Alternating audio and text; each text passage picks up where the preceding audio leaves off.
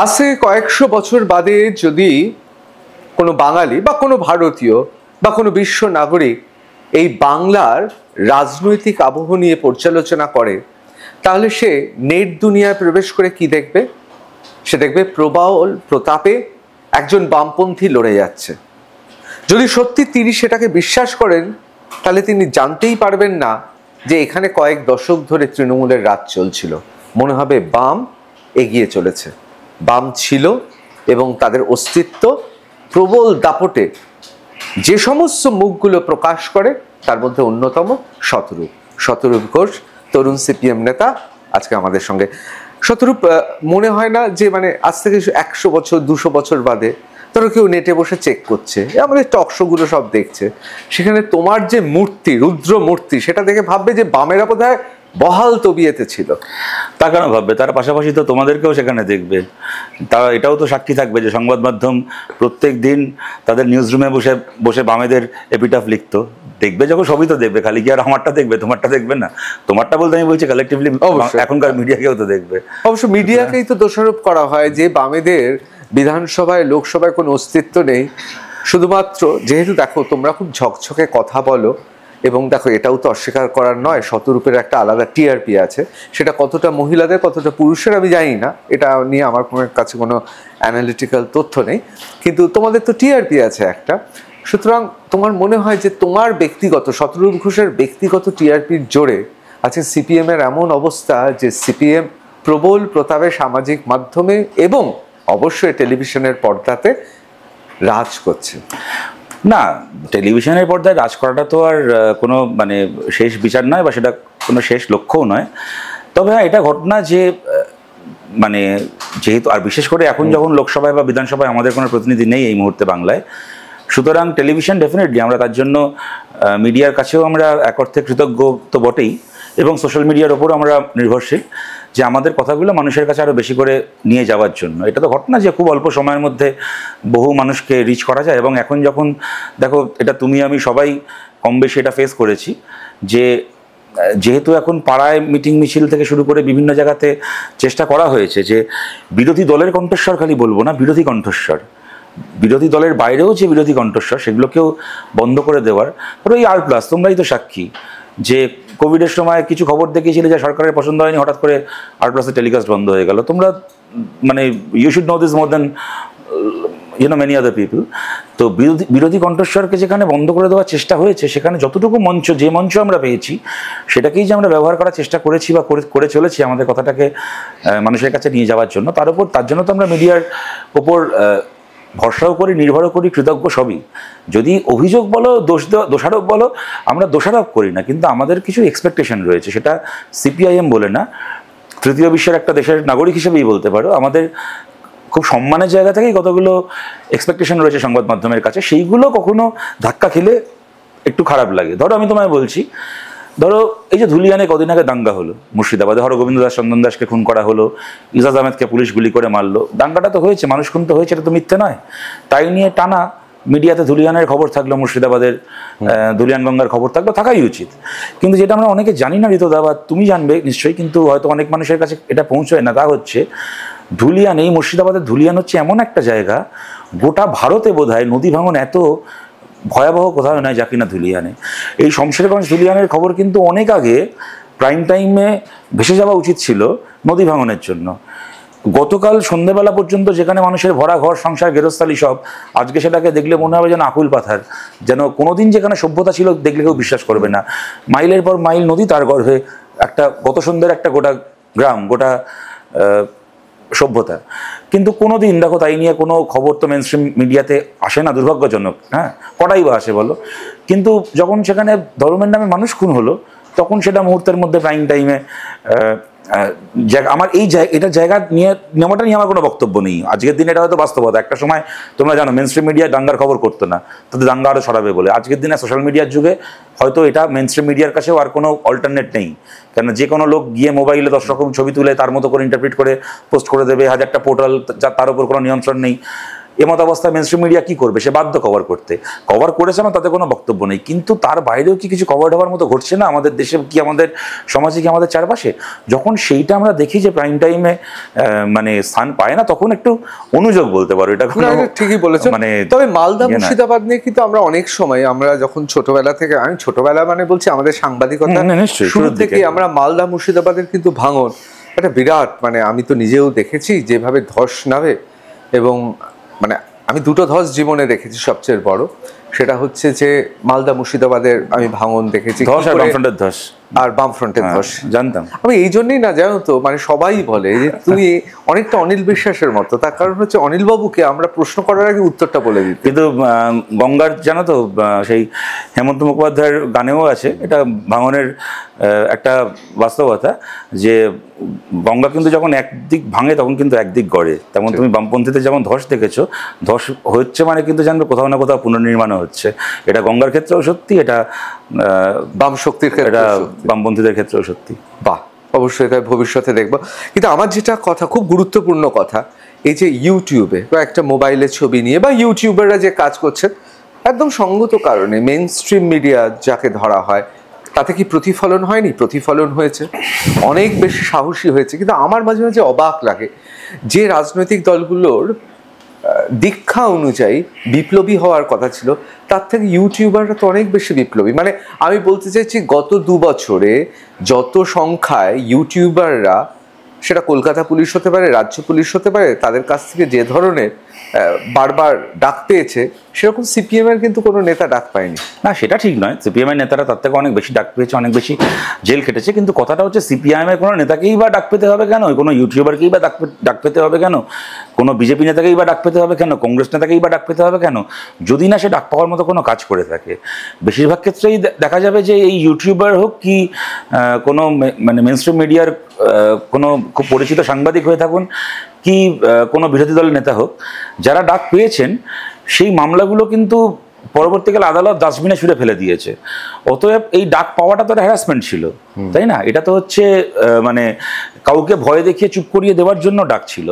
এখানে আমরা ডিফারেন্সিয়েট করছি না কোনো ইউটিউবারের সাথে আমাদের পার্টির কোনো নেতার। আমাদের পার্টির কোনো নেতা বা কর্মীকে যদি এই পুলিশের অ্যাট্রসিটি, সরকারের এই হস্টিলিটি ফেস করতে হয়ে থাকে, পার্টি তার পাশে যেরকমভাবে দাঁড়িয়েছে, তোমরা এটা জানো যে আমাদের যারা বিশেষ করে বামপন্থী আইনজীবী থেকে শুরু করে আমরা সাধ্যমতো যারা ইন্ডিপেন্ডেন্ট জার্নালিস্ট, তাদের পাশেও আমরা সেরকমভাবে দাঁড়িয়েছি।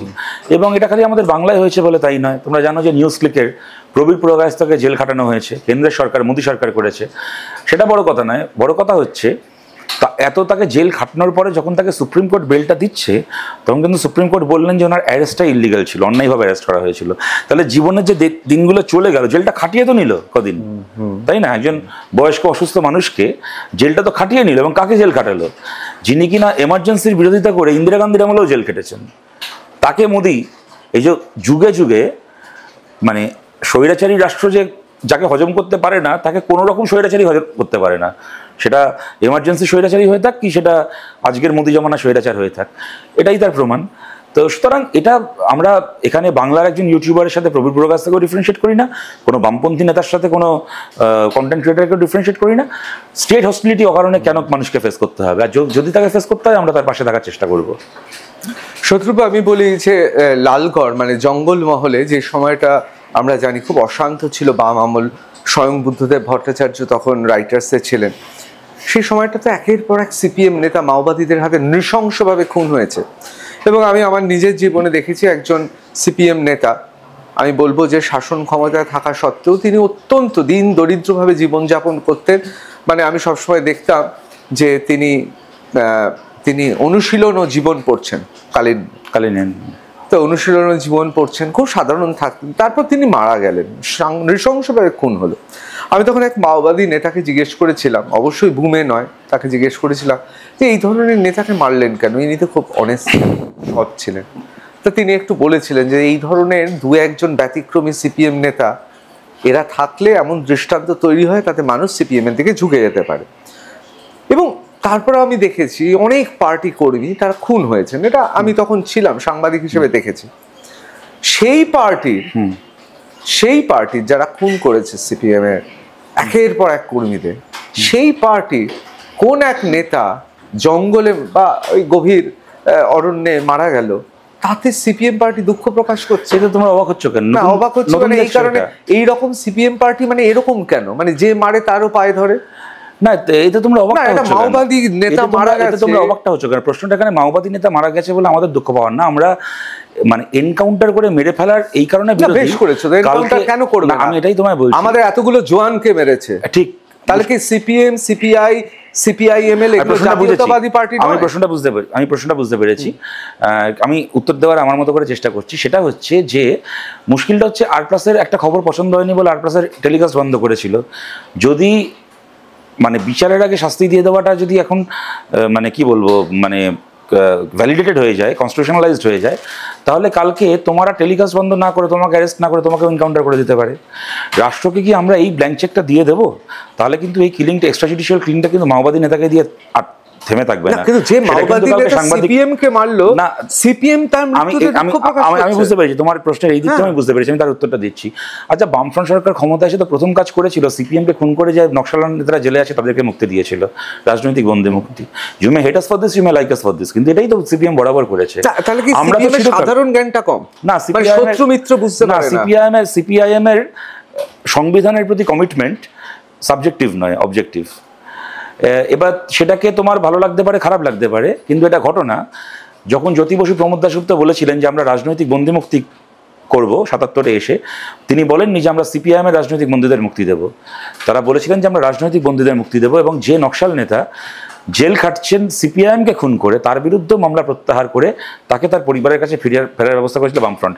আজিজুল হক, আমাদের বুদ্ধদান মুখে শোনা, মানে আজিজুল হক, আচ্ছা জঙ্গল সাঁওতাল, এতজন বামপন্থী সিপিআইএম নেতাকে খুনের তার নামে অভিযোগ ছিল, তাকে খালি জেল থেকে মুক্তি দেওয়া নয়, তার হচ্ছে তাকে তোমরা জানো সেই বাসের ব্যবস্থা করে দিয়ে নর্থ বেঙ্গলে, মানে তাকে রিহ্যাবিলিটেট করেছিলেন বামফ্রন্ট সরকার। আমি তোমায় বলছি আজিজুল হকের কথা। আজিজুলদার এখনো, আজিজুলদা খুব অসুস্থ হয়েছিলেন, আমি কয়েকদিন, আমার ইচ্ছা আছে দেখতে যাওয়ার কয়েকদিনের মধ্যে, পারলে তুমিও ওনাকে জিজ্ঞেস করবে, উনি আমার ধারণা উনিও তোমাকে এটা বলবেন। আজিজুলদারকে প্রথমেই জেল থেকে ছাড়া যায়নি, কেননা পশ্চিমবাংলার কেসগুলো প্রত্যাহার হয়ে গেল, কিন্তু অন্যান্য রাজ্যে, বিশেষ করে অন্ধ্রপ্রদেশে আজিজুলদার নামে অনেকগুলো মামলা ছিল।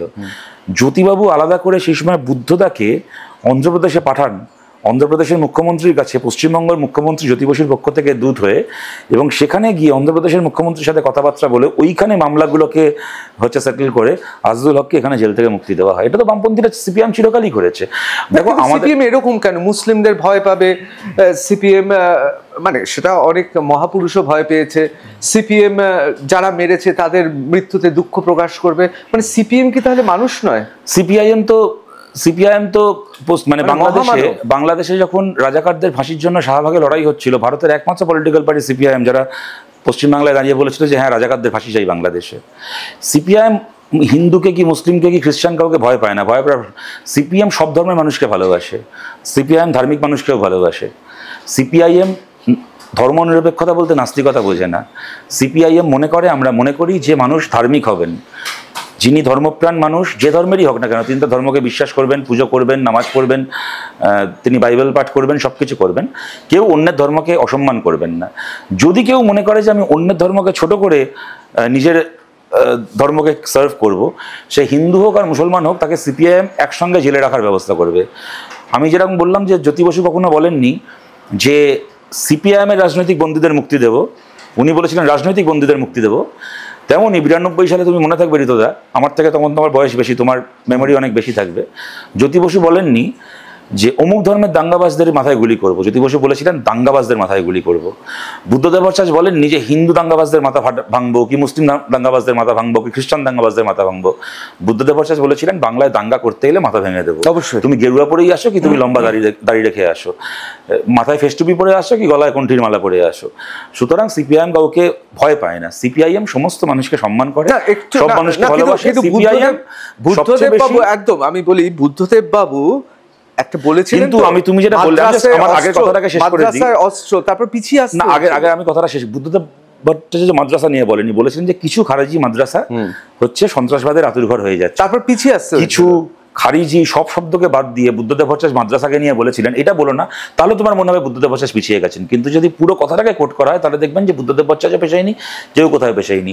আমি তোমায় বলছি যে এর আগে যে কথাটা বলার চেষ্টা করছিলাম, যে এই বাংলাদেশে যখন রাজাকারদের ফাঁসির জন্য শাহবাগে আন্দোলন হচ্ছিল, একমাত্র CPIM, only communist party is the only party in this country, যারা রাস্তায় নেমে বলেছিল যে হ্যাঁ, মুক্তিযুদ্ধের সময় যারা পাকিস্তানে দালালি করে ওখানে সংখ্যালঘু মানুষের ঘর পুড়িয়েছিল, মহিলাদেরকে ধর্ষণ করেছিল, বাচ্চাদের খুন করেছিল, সেই রাজাকারগুলোকে ফাঁসি দেওয়া হোক। কিন্তু কথাটা হচ্ছে, দেখো বাংলাদেশে দেশভাগের সময় বলো কি পরবর্তীকালে বাংলাদেশ মানে তৎকালীন পূর্ব পাকিস্তানে বলো, যারাই অত্যাচার করেছে, হিন্দু মহিলাদের বাড়িতে ঢুকে ধর্ষণ করেছে, বাচ্চাদেরকে খুন করেছে, তাদেরকে খুঁজে খুঁজে এনে মাথায় গুলি করে মেরে ফেলা উচিত। যে মুসলিম মৌলবাদীরা এই কাজটা করেছে তাদের মাথায় গুলি করে মেরে ফেলা উচিত, এই নিয়ে তো কোনো প্রশ্ন নেই। কিন্তু সেইটা তুমি করবে না। তুমি এলকে আডবাণী, তুমি পাকিস্তানে গিয়ে জিন্নার কবরে মালা দিয়ে জিন্নাকে সেকুলার বলে আসবে, ধর্মনিরপেক্ষ বলে আসবে, আর ভারতে গরিব একটা শ্রমিক আফরাজুল যখন কাজ করতে যাবে তখন তাকে গায়ে কেরোসিন তেল ঢেলে জ্বালিয়ে মেরে ফেলে। শাস্তি আডবাণী পেয়েছেন, তার শাস্তি আডবাণী পেয়েছে, বিজেপি তাকে সরিয়ে দিয়েছে ক্ষমতা থেকে। তাহলে এরকম শাস্তি স্থবির করে এরকম শাস্তি তুমিও পাও, দাদা ভারতের উপপ্রধানমন্ত্রী হয়ে রিটায়ার করে আমরা বলবো বিরাট শাস্তি পেয়েছে, তাই না? সুতরাং ওইসব বলে কি লাভ আছে? তো এই শাস্তির প্যারামিটারটা হচ্ছে অনুব্রত মণ্ডলের শাস্তির মতো। অনুব্রত মণ্ডল ওসিকে ফোন করে আবদার করেছে, এই তোর মাকে আর তোর বউকে আমি ধর্ষণ করবো, তার আবদারের শাস্তি কি না, তার পুলিশের বডিগার্ড কমিয়ে দেওয়া হয়েছে। তুমি করো, আমি জানি তুমি এটা করবে না, এই নোংরামি তোমার পক্ষে সম্ভব না করা, কিন্তু আমি কথার কথা বলছি, এরকম একটা ক্রাইম তুমি করো আর তারপরে কেউ বলুক ঋতব্রত শাস্তি কি না, ওর হচ্ছে পুলিশের বডিগার্ডটা দুজন কমিয়ে দেওয়া হলো, এটা যদি শাস্তি হয়ে থাকে শাস্তি ভালো কথা। তাহলে আমি এইটাই বলছি যে যে মুসলিম মৌলবাদী ধর্ষণটা করেছে তার মাথায় গুলি করে মারো তাকে, কিন্তু তুমি তার গুরুকে মালা দিয়ে আসবে, দিয়ে তাকে সেকুলার হওয়ার সার্টিফিকেট দিয়ে আসবে, আর তুমি আফরাজুলকে জ্বালিয়ে পুড়িয়ে মেরে ফেলে তুমি একটা বাচ্চা মেয়ে আসিফাকে মন্দিরের মধ্যে আটকে রেখে ধর্ষণ করে খুন করে তারপরে তার ধর্ষকদেরকে মালা দিয়ে বরণ করে বলবে আমরা বাংলাদেশের হিন্দু নির্যাতনের বরদানি নয়। অবশ্যই। আর যদি আমি তার বিরোধিতা করি তার মানে আমি মুসলমানকে ভয় পাই কি আমি হিন্দুকে ভয় পাই?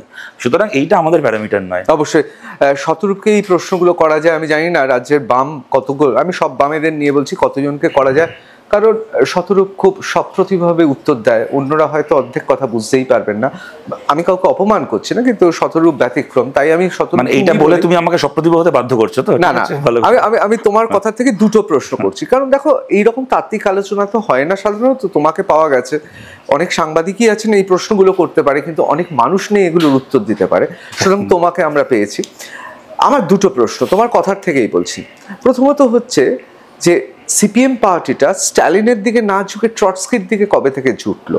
কেন আমি এই কথাটা বলছি, কারণ ট্রটস্কি কি বলতেন? ট্রটস্কি বলতেন যে গোটা পৃথিবীতে যদি সাম্যবাদ প্রতিষ্ঠা হয় তাহলে সাম্য থাকবে, তাহলে সোভিয়েত থাকবে।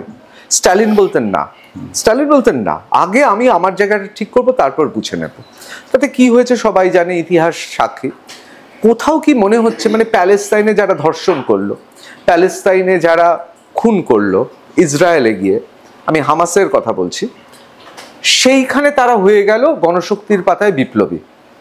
ইসরায়েল নয়, কিন্তু ইসরায়েলে এসে তারা খুন করবে, ধর্ষণ করবে।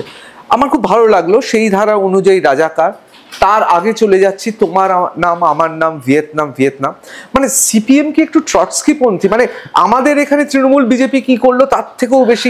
এইটাকে নিয়ে আমার মনে আছে তোমার সাথে এর আগে একবার ওই কল্যাণীতে আমাদের বইমেলায় কথা হয়েছিল। প্রথম কথা হচ্ছে প্যালেস্তাইন ইসরায়েল কনফ্লিক্টের ইতিহাস তো গত বছর থেকে শুরু হয়নি, 45 সাল 46 সাল থেকে শুরু হয়েছে। অতএব যদি তুমি গত বছর থেকে শুরু করো তাহলে সেটা ব্লিঙ্কার্ড পারসেপশন, প্রথম কথা। দ্বিতীয় কথা, হামাস কাউকে ধর্ষণ করেনি, কিন্তু ডেফিনেটলি হামাস ধর্ষণ করেছে। না না না, ওটা আমিও ছিলাম না, তুমিও ছিলে না, একমাত্র কিন্তু যারা ছিল একমাত্র কিছু ওই প্রো ইসরায়েলি কতগুলো হচ্ছে মিডিয়া ছাড়া এটা কোথাও জেনারেল মিডিয়াতে কোথাও এটা রিপোর্টেড নয়। এক, দ্বিতীয় কথা হচ্ছে যে, আচ্ছা আমি তোমার একটা উদাহরণ দিই, এই যে ভারতের পক্ষ থেকে এখন যে অল পার্টি ডেলিগেশন পাঠানো হয়েছে পৃথিবীর বিভিন্ন দেশে, সেখানে একটা জায়গাতে বলা হয়েছিল, কোথায় একটা দেখলাম কোন দেশে, তারা হচ্ছে পাকিস্তানেরও যারা মারা গেছে তাদের প্রতি একটা কিছু এই লাস্ট কনফ্লিক্টে ওটা তো তুষ্ট করা হচ্ছে, হ্যাঁ করা হচ্ছে সব রাজনৈতিক দলকে। সেখানে সিপিএমও চান্স পেয়েছে, আমি সেই প্রশ্ন বলছি না, আমি বলছি যে মানে সেখানে হচ্ছে তোমার অন্য কোনো একটা দেশে পাকিস্তানে যারা যারা প্রাণ হারিয়েছে তাদেরকে ট্রিবিউট জানানো হচ্ছে না সেই দেশের পক্ষ থেকে। সেখানে শশী থারুর একটা কথা বলেছেন এবং সঠিক কথা বলেছেন, তিনি তো ওখানে কংগ্রেসের পক্ষ থেকে নয় ভারতের পক্ষ থেকে বলেছেন। সেটা আমাদেরও কথা, আমার বিশ্বাস সেটা বিজেপিরও কথা এবং কংগ্রেসেরও কথা, সবারই কথা, তোমারও কথা, সবার কথা, যে ভাই তোমরা প্রথমে আমাদের দেশে এসে লোককে খুন করলে, তারপরে আমরা যখন হচ্ছে জঙ্গি ঘাঁটিতে হচ্ছে সেগুলোকে নিউট্রালাইজ করলাম, তখন তোমরা সিভিলিয়ান এলাকায় ঢুকে হচ্ছে আমাদের সাধারণ নাগরিককে মারলে পাঞ্জাবে পৌঁছে, তারপরে তোমার আর্মির কিছু লোক রিটালিয়েশনে আমাদের মারা গেল। তো আক্রমণকারীর আর আক্রান্তের কখনো সমান পরাকাষ্ঠায় বিচার হতে পারে না। এটা শশী থারুর ঠিক বলেছিল তো, যে ভারতে আমাদের যে মারা গেছে, পেহেলগামের আমাদের যে টুরিস্ট মারা গেছে, আমাদের যে ঝন্টু আলু শেখের প্রাণটা গেছে, আমাদের যে জওয়ানরা মারা গেছে, পাঞ্জাবে পুঞ্চে আমাদের যে 15 জন ভারতীয় মারা গেছে, যার মধ্যে কয়েকজন বাচ্চা আছে, তাদের মৃত্যুর সাথে পাকিস্তানের কোনো আর্মির লোক মারা গেছে, তুমি একসঙ্গে তাদেরকে হচ্ছে তুমি শ্রদ্ধা জানাতে পারো না। কেননা আক্রান্তের মৃত্যু আর আক্রমণকারীর মৃত্যুর প্যারামিটার এক হতে পারে না, এবং তার জাজমেন্টের পরাকাষ্ঠা এক হতে পারে না। যদি এই কথা সত্যি হয়ে থাকে, তাহলে প্যালেস্তাইনের মৃত্যু আর ইসরায়েলের মৃত্যু এক হতে পারে না। কারোর ভালো লাগলে ভালো লাগবে, কারোর ভালো না লাগলে ভালো লাগবে। পৃথিবীতে তুমি দেখো না আক্রমণ ইসরায়েল করেছে। ইসরায়েল বলে কোনো দেশ ছিল না পৃথিবীতে। আমি বলছি তো 45-46-এর পর থেকে শুরু হয়েছে। মুসলিম প্রীতি কেন? না, তুমি পৃথিবীতে কোথায় দেখো না কমিউনিস্টরা তো মুসলিম প্রীতি কেন, আবার আর ইহুদি প্রীতি নেই? আবার বাংলাদেশের ঋতব্রত ভট্টাচার্যরা বলে যে কমিউনিস্টরা তো হিন্দু প্রীতি কেন, ওরা মুসলিমদের বিরুদ্ধে কেন? বাংলাদেশের যারা ঋতব্রত ভট্টাচার্য বা শেখ ঋতব্রত বা ঋতব্রত উদ্দিন যারা আছে বাংলাদেশে, তারা আবার একই কথা বাংলাদেশে বলে যে বাংলাদেশের কমিউনিস্টরা নাকি বেশি হিন্দু প্রীতি, কিন্তু ইয়ে নয়। আচ্ছা, তা যদি তুমি বলো তাহলে তো বাজপেয়ী তো বিরাট মুসলিম প্রীতি। বাজপেয়ী তো প্রথম বলেছিলেন যে হচ্ছে আমরা যদি যুক্তফ্রন্ট, সেই সময় ওনারা যে জনতা পার্টি ইত্যাদির মুভমেন্টরা ছিলেন, যে আমরা যদি আসি ক্ষমতায়, তো আমাদের পরিষ্কার ভারত সরকারের স্ট্যান্ড হবে যে প্যালেস্তাইনের মাটি থেকে ইসরায়েলকে নিজের বেআইনি অকুপেন্সি প্রত্যাহার করতে হবে এবং আরবদেরকে সেই জমি ফিরিয়ে দিতে হবে। আমরা মানবতাপন্থী। যেখানে আমি তো তোমাকে এর আগেও এটা বলেছি, আমার ভালো তুমি একই প্রশ্ন আবার করছো, যাতে তুমি চাও যে বেশি করে এই কথাগুলো মানুষের কাছে পৌঁছে যাক, তুমি সেই গ্রাউন্ড আমাকে তৈরি করে দিচ্ছ। So your heart is in the right place, I know. তো সেটাই আমি আরেকবার বলতে হলে আমি আরেকবার বলছি, যখন ইহুদিরা আক্রান্ত হয়েছে হিটলারের হাতে, তখন কমিউনিস্টরা ইহুদিদের পক্ষে থেকেছে। আবার ইহুদিরা যখন প্যালেস্তাইনে মুসলিমদের খুন করেছে, তখন আমরা সেই মুসলিমের পক্ষে। সেই মুসলিম যদি বাংলাদেশের সংখ্যালঘু হিন্দুকে মারে, তাহলে আমরা বাংলাদেশের সংখ্যালঘু হিন্দুর পক্ষে। আবার ভারতে কোনো হিন্দু যদি কোনো দলিতের ওপর অত্যাচার করে, তাহলে আমরা সেই দলিতের পক্ষে। সেই দলিত পরিবারের কোনো পুরুষ যদি তার পরিবারের কোনো মহিলার ওপর গায়ে হাত তোলে, যদি পণের জন্য সেই দলিত পরিবারের কোনো পুরুষ সে মহিলার ওপর সে বধূ নির্যাতন করে, তাহলে আমরা দলিত পরিবারের সেই মহিলার পক্ষে। সেই মহিলা যদি কোনো তৃতীয় লিঙ্গের মানুষের ওপর ব্যঙ্গ করে, বিদ্রুপ করে, তাহলে আমরা সেই তৃতীয় লিঙ্গের মানুষের পক্ষে। আমরা সবসময় যে আক্রান্ত, যে মার্জিনালাইজড, আমরা তার পক্ষে। যার ভালো লাগবে ভালো লাগবে, যার খারাপ লাগবে তার খারাপ লাগবে। কিন্তু এইটা কিন্তু ঘটনা বাংলাদেশের ঋতব্রত ভট্টাচার্যদের কিন্তু বক্তব্য যে বাংলাদেশে কমিউনিস্টদের ওদের মনে হয় যে আমরা হিন্দু তোষণকারী, যেরকম এখানে তোমাদের মনে হয় আমরা মুসলিম তোষণকারী। হ্যাঁ, আবার এটা তুমি জেনে খুশি হবে, তুমি জানো না এমন নয় যে ইসরায়েলের মাটিতেও কাতারে কাতারে মানুষ তারা প্যালেস্তাইনের পক্ষে মিছিল করেন এবং প্যালেস্তাইনের ওপর থেকে ইসরায়েলকে অকুপেন্সি প্রত্যাহার করার জন্য চাপ দেয়। ইসরায়েলের মাটিতে দাঁড়িয়ে ইসরায়েলের রাষ্ট্রের বিরুদ্ধে তারা লড়াই করে। তারা গাজায় শিশু হত্যার বিরুদ্ধে প্যালেস্তাইনে দাঁড়িয়ে স্লোগান দেয়। তখন এই ইসরায়েলে দাঁড়িয়ে স্লোগান দেয়, তখন ইসরায়েলের ঋতব্রতদের আবার মনে হয় যে এরা ঘরশত্রু বিভীষণ, এরা ইসরায়েলের মাটিতে দাঁড়িয়ে প্যালেস্তাইনের হয়ে কথা বলছে। বেসিক্যালি ওরা মানুষের হয়ে কথা বলে, মানবতার হয়ে কথা বলে। অবশ্যই এবং এটা ঘটনা ঋতুদা, সবকিছুর ঊর্ধ্বে উঠে আমাদেরকে এটা বিশ্বাস করতেই হবে ঋতুদা, তোমাকেও এটা মানতে হবে, সবাইকে এটা মানতে হবে। তুমি তোমার সন্তানকে যতটা ভালোবাসো, প্যালেস্তাইনের একজন মা তার সন্তানকে কিন্তু অতটাই ভালোবাসে। তার কিন্তু সে যখন তার সন্তানের লাশ দেখে, তখন ওটাকে প্যালেস্তাইনের শিশুর লাশ বলে আমাদের দেখা উচিত নয়। এবার আর ইসরায়েলেরও কোনো শিশুর লাশ করা উচিত ছিল না, যদি না একটা পৃথিবীর মানচিত্রে একটা দেশ ওই কি বলবো, অভিষেক ব্যানার্জির ব্যাংক ব্যালেন্সের মতো প্রতি বছর 1.5 ইঞ্চি করে না বাড়তো। কেমন? তুমি পৃথিবীতে দেখাও তো এরকম একটা দেশ। আরে তুমি মহান দেশ, ভারতের নাগরিক, তুমি গর্ব করো। 47 সালে দেশ যে স্বাধীন হয়েছিল, পরে ওই 51 সালে বোধহয় কাশ্মীর যুক্ত হলো ভারতের সঙ্গে ইত্যাদি। তারপর থেকে ভারতের এত বড় দেশ, এত মিলিটারি, এত কিছু, আমরা গায়ের জোরে জমি বাড়াইনি। আমাদের পাশে এইটুকু দেশ ভুটান, নেপাল, আমরা তাদের সার্বভৌমত্বকেও আমরা চিরকাল সম্মান করেছি। হ্যাঁ, তো সেই দেশের নাগরিক আমি। আর এই দেশের নাগরিক হয়ে আমি দাঁড়িয়ে দাঁড়িয়ে এটাকে সমর্থন করবো যে একটা দেশ প্রত্যেক বছর গার্ডারের মতো লম্বা হচ্ছে। এইটুকু ছিল 10 বছর পরে ম্যাপ এইটুকু, তারপরের বছরের ম্যাপ এত বড়, তারপরের বছরের ম্যাপ এত বড়, তারপরের বছর এত বড়। এটা কি দেশ না? এটা দুর্গাপুজোর প্যান্ডেলের বাইরে গ্যাস বেলুন, যে যত হাওয়া দিচ্ছে তত ফুলে যাচ্ছে। 70 বছর ধরে একটা দেশ ফুলছে, আর তোমরা দাঁড়িয়ে দাঁড়িয়ে বলছো যে সে আক্রান্ত হয়ে ফুলছে। এবার আমি চলে আসি একেবারে অন্য প্রসঙ্গে। আমি আবার ঠিক ওই পুরনো যে জায়গায় দাঁড়িয়েছিলাম, এই যে একের পর আচ্ছা, আর একটা লাইন বলে দিই। তুমি আমার প্রথমে যে প্রশ্নটা করেছিলে, সিপিআইএম স্ট্যালিনের মতো দেশ চায় না, সিপিআইএম ট্রটস্কির মতো দেশ চায় না, সিপিআইএম ভারতে দাঁড়িয়ে ভারতের মতো করে একটা একটা একটা কি বলবো, একটা সমাজতান্ত্রিক, একটা গণতান্ত্রিক একটা ব্যবস্থা চায়, একটা সমাজ চায়। আমরা ভারতকে রাশিয়াও করতে চাই না, আমরা ভারতকে চায়নাও করতে চাই না। ভারত ভারতের মতো করে সব মানুষকে নিয়ে সুখে শান্তিতে সমৃদ্ধশালী একটা দেশ হোক, আমরা এটা চাই। বাহ, এবার আমি চলে আসি ওই যে মাওবাদী নেতা মারা গেছেন, ওই ওদের পার্টির আর কি, সেই পার্টি মানে বন জঙ্গল রেড করিডোরের পার্টি, ওই পার্টির যে কি জেনারেল সেক্রেটারি সরি, হ্যাঁ ওদেরও পলিট ব্যুরো আছে, জেনারেল সেক্রেটারি আছে, কেন্দ্রীয় কমিটি আছে, হ্যানো আছে ত্যানো আছে। দেখো ওদের মধ্যে যে কামারাডিটা আছে, মহিলা নিয়ে ওদের মধ্যেও গন্ডগোল। আমি কোট আনকোট বলছি, এটা আমার কথা নয়, যারা মাওবাদী বিট কভার করেছেন, বিশ্ববিখ্যাত এবং ভারত বিখ্যাত সাংবাদিক তারাই বলেছেন যে সেখানে মহিলা সংক্রান্ত কারণে এবং ক্ষমতা কারণে নিজেদের মধ্যে তীব্র তীব্র বিরোধ আছে। তা সত্ত্বেও তাদের কিন্তু একটা অদ্ভুত কামারাডি আছে, ভ্রাতৃত্ববোধ আছে, তারা একজোট হয়ে লড়ে। তাদের পার্টির ওই যে জেনারেল সেক্রেটারি, সে যখন মারা গেল, মানে পুলিশ গুলি করলো, তখন communist party of India, Marxist মানে সিপিআইএম, যারা তাদের একের পর এক কমরেডদের শেষ করে দিয়েছে লালগড়ে বা জঙ্গলমহলে, তারা এই পুরো বিষয়টা দুঃখ প্রকাশ করছে, তারা বিজেপিকে আমি তোমাকে অনুরোধ করছি, তুমি এটাকে বার করো ওই আমাদের প্রেস লিস্টে কোথায় সিপিআইএম দুঃখ প্রকাশ করেছে। সিপিআইএম বলেছে যে রাষ্ট্রের কখনো এক্সট্রা জুডিশিয়াল কিলিং এর রুটটা নেওয়া উচিত নয়, এবং সেখানে শোনো মাওবাদীদেরকে সিপিএম যত ঘেন্না করে, তা তুমিও করো না, পৃথিবীর কেউ করতে পারে না ভারতে। মাওবাদীদের হাতে যত সিপিএম এর কর্মী খুন হয়েছে, অত কোনো পার্টির খুন হয়নি। প্রশ্নটা এখানে সিপিআই মাওবাদীকে নিয়ে না, ওদের প্রতি তুমি আমায় যদি জিজ্ঞেস করো, আমার দুয়ানা কোনো সমবেদনা নেই, এবং যেদিন এই ঘটনাটা ঘটেছে আমি অত্যন্ত শান্তিতে ঘুমোতে গেছি। তুমি যদি ওই ব্যক্তি মাওবাদী নেতার মৃত্যুর কথা বলে থাকো, কারণ এদের আমি চেহারা দেখেছি। আমি তখন আশুতোষ কলেজ থেকে জাস্ট পাস আউট হচ্ছি, যেহেতু এসএসকেএম হাসপাতালটা আমার কলেজের কাছেই ছিল, আমাদের কোনো কমরেডি খুব অসুস্থ হয়ে এসএসকেএমে আসলে আমাকে ওই ফোন করে বলতো, আমি কিছু ওই যা হয় আর কি, গ্রাম থেকে এসছেন, চেনেন না কাউকে, এখানে একটা দেখাশোনা করতে হবে, কোথায় ডাক্তারের কাছে যেতে হবে, কোথায় কথা বলতে হবে বুঝতে পারছেন না, আমাকে ছুটে যেতে হতো। আমি দেখেছি, আমার এখনো মনে পড়ে ঝাড়গ্রামের গৌর পৈছা বলে আমাদের এক কমরেড, তো তিনি গুলিবিদ্ধ হয়ে এসএসকেএমে ভর্তি। আমার কাছে বিকেলবেলা খবর মানে ফোন করলো পার্টি অফিস থেকে, এরকম ব্যাপার, ওখানে যেতে হবে, খুব ক্রিটিক্যাল কন্ডিশন কমরেডের, আমাদের ঝাড়গ্রামের লোকাল ইয়েরা রয়েছে, তো মাওবাদীরা বেড়েছে ইয়েতে। তো ওখানে গেছি, এরকম আছি, ওনার পরিবারের একজন দুজন আছেন, কান্নাকাটি করছে, সেই সময় খবর আসলো উনি উপরে মারা গেলেন। তো আমার তখন কত 2009 সাল, মানে আমার তখন 23 বছর বয়স, হ্যাঁ, জাস্ট 22 পার করে 23-এ পা রাখছি।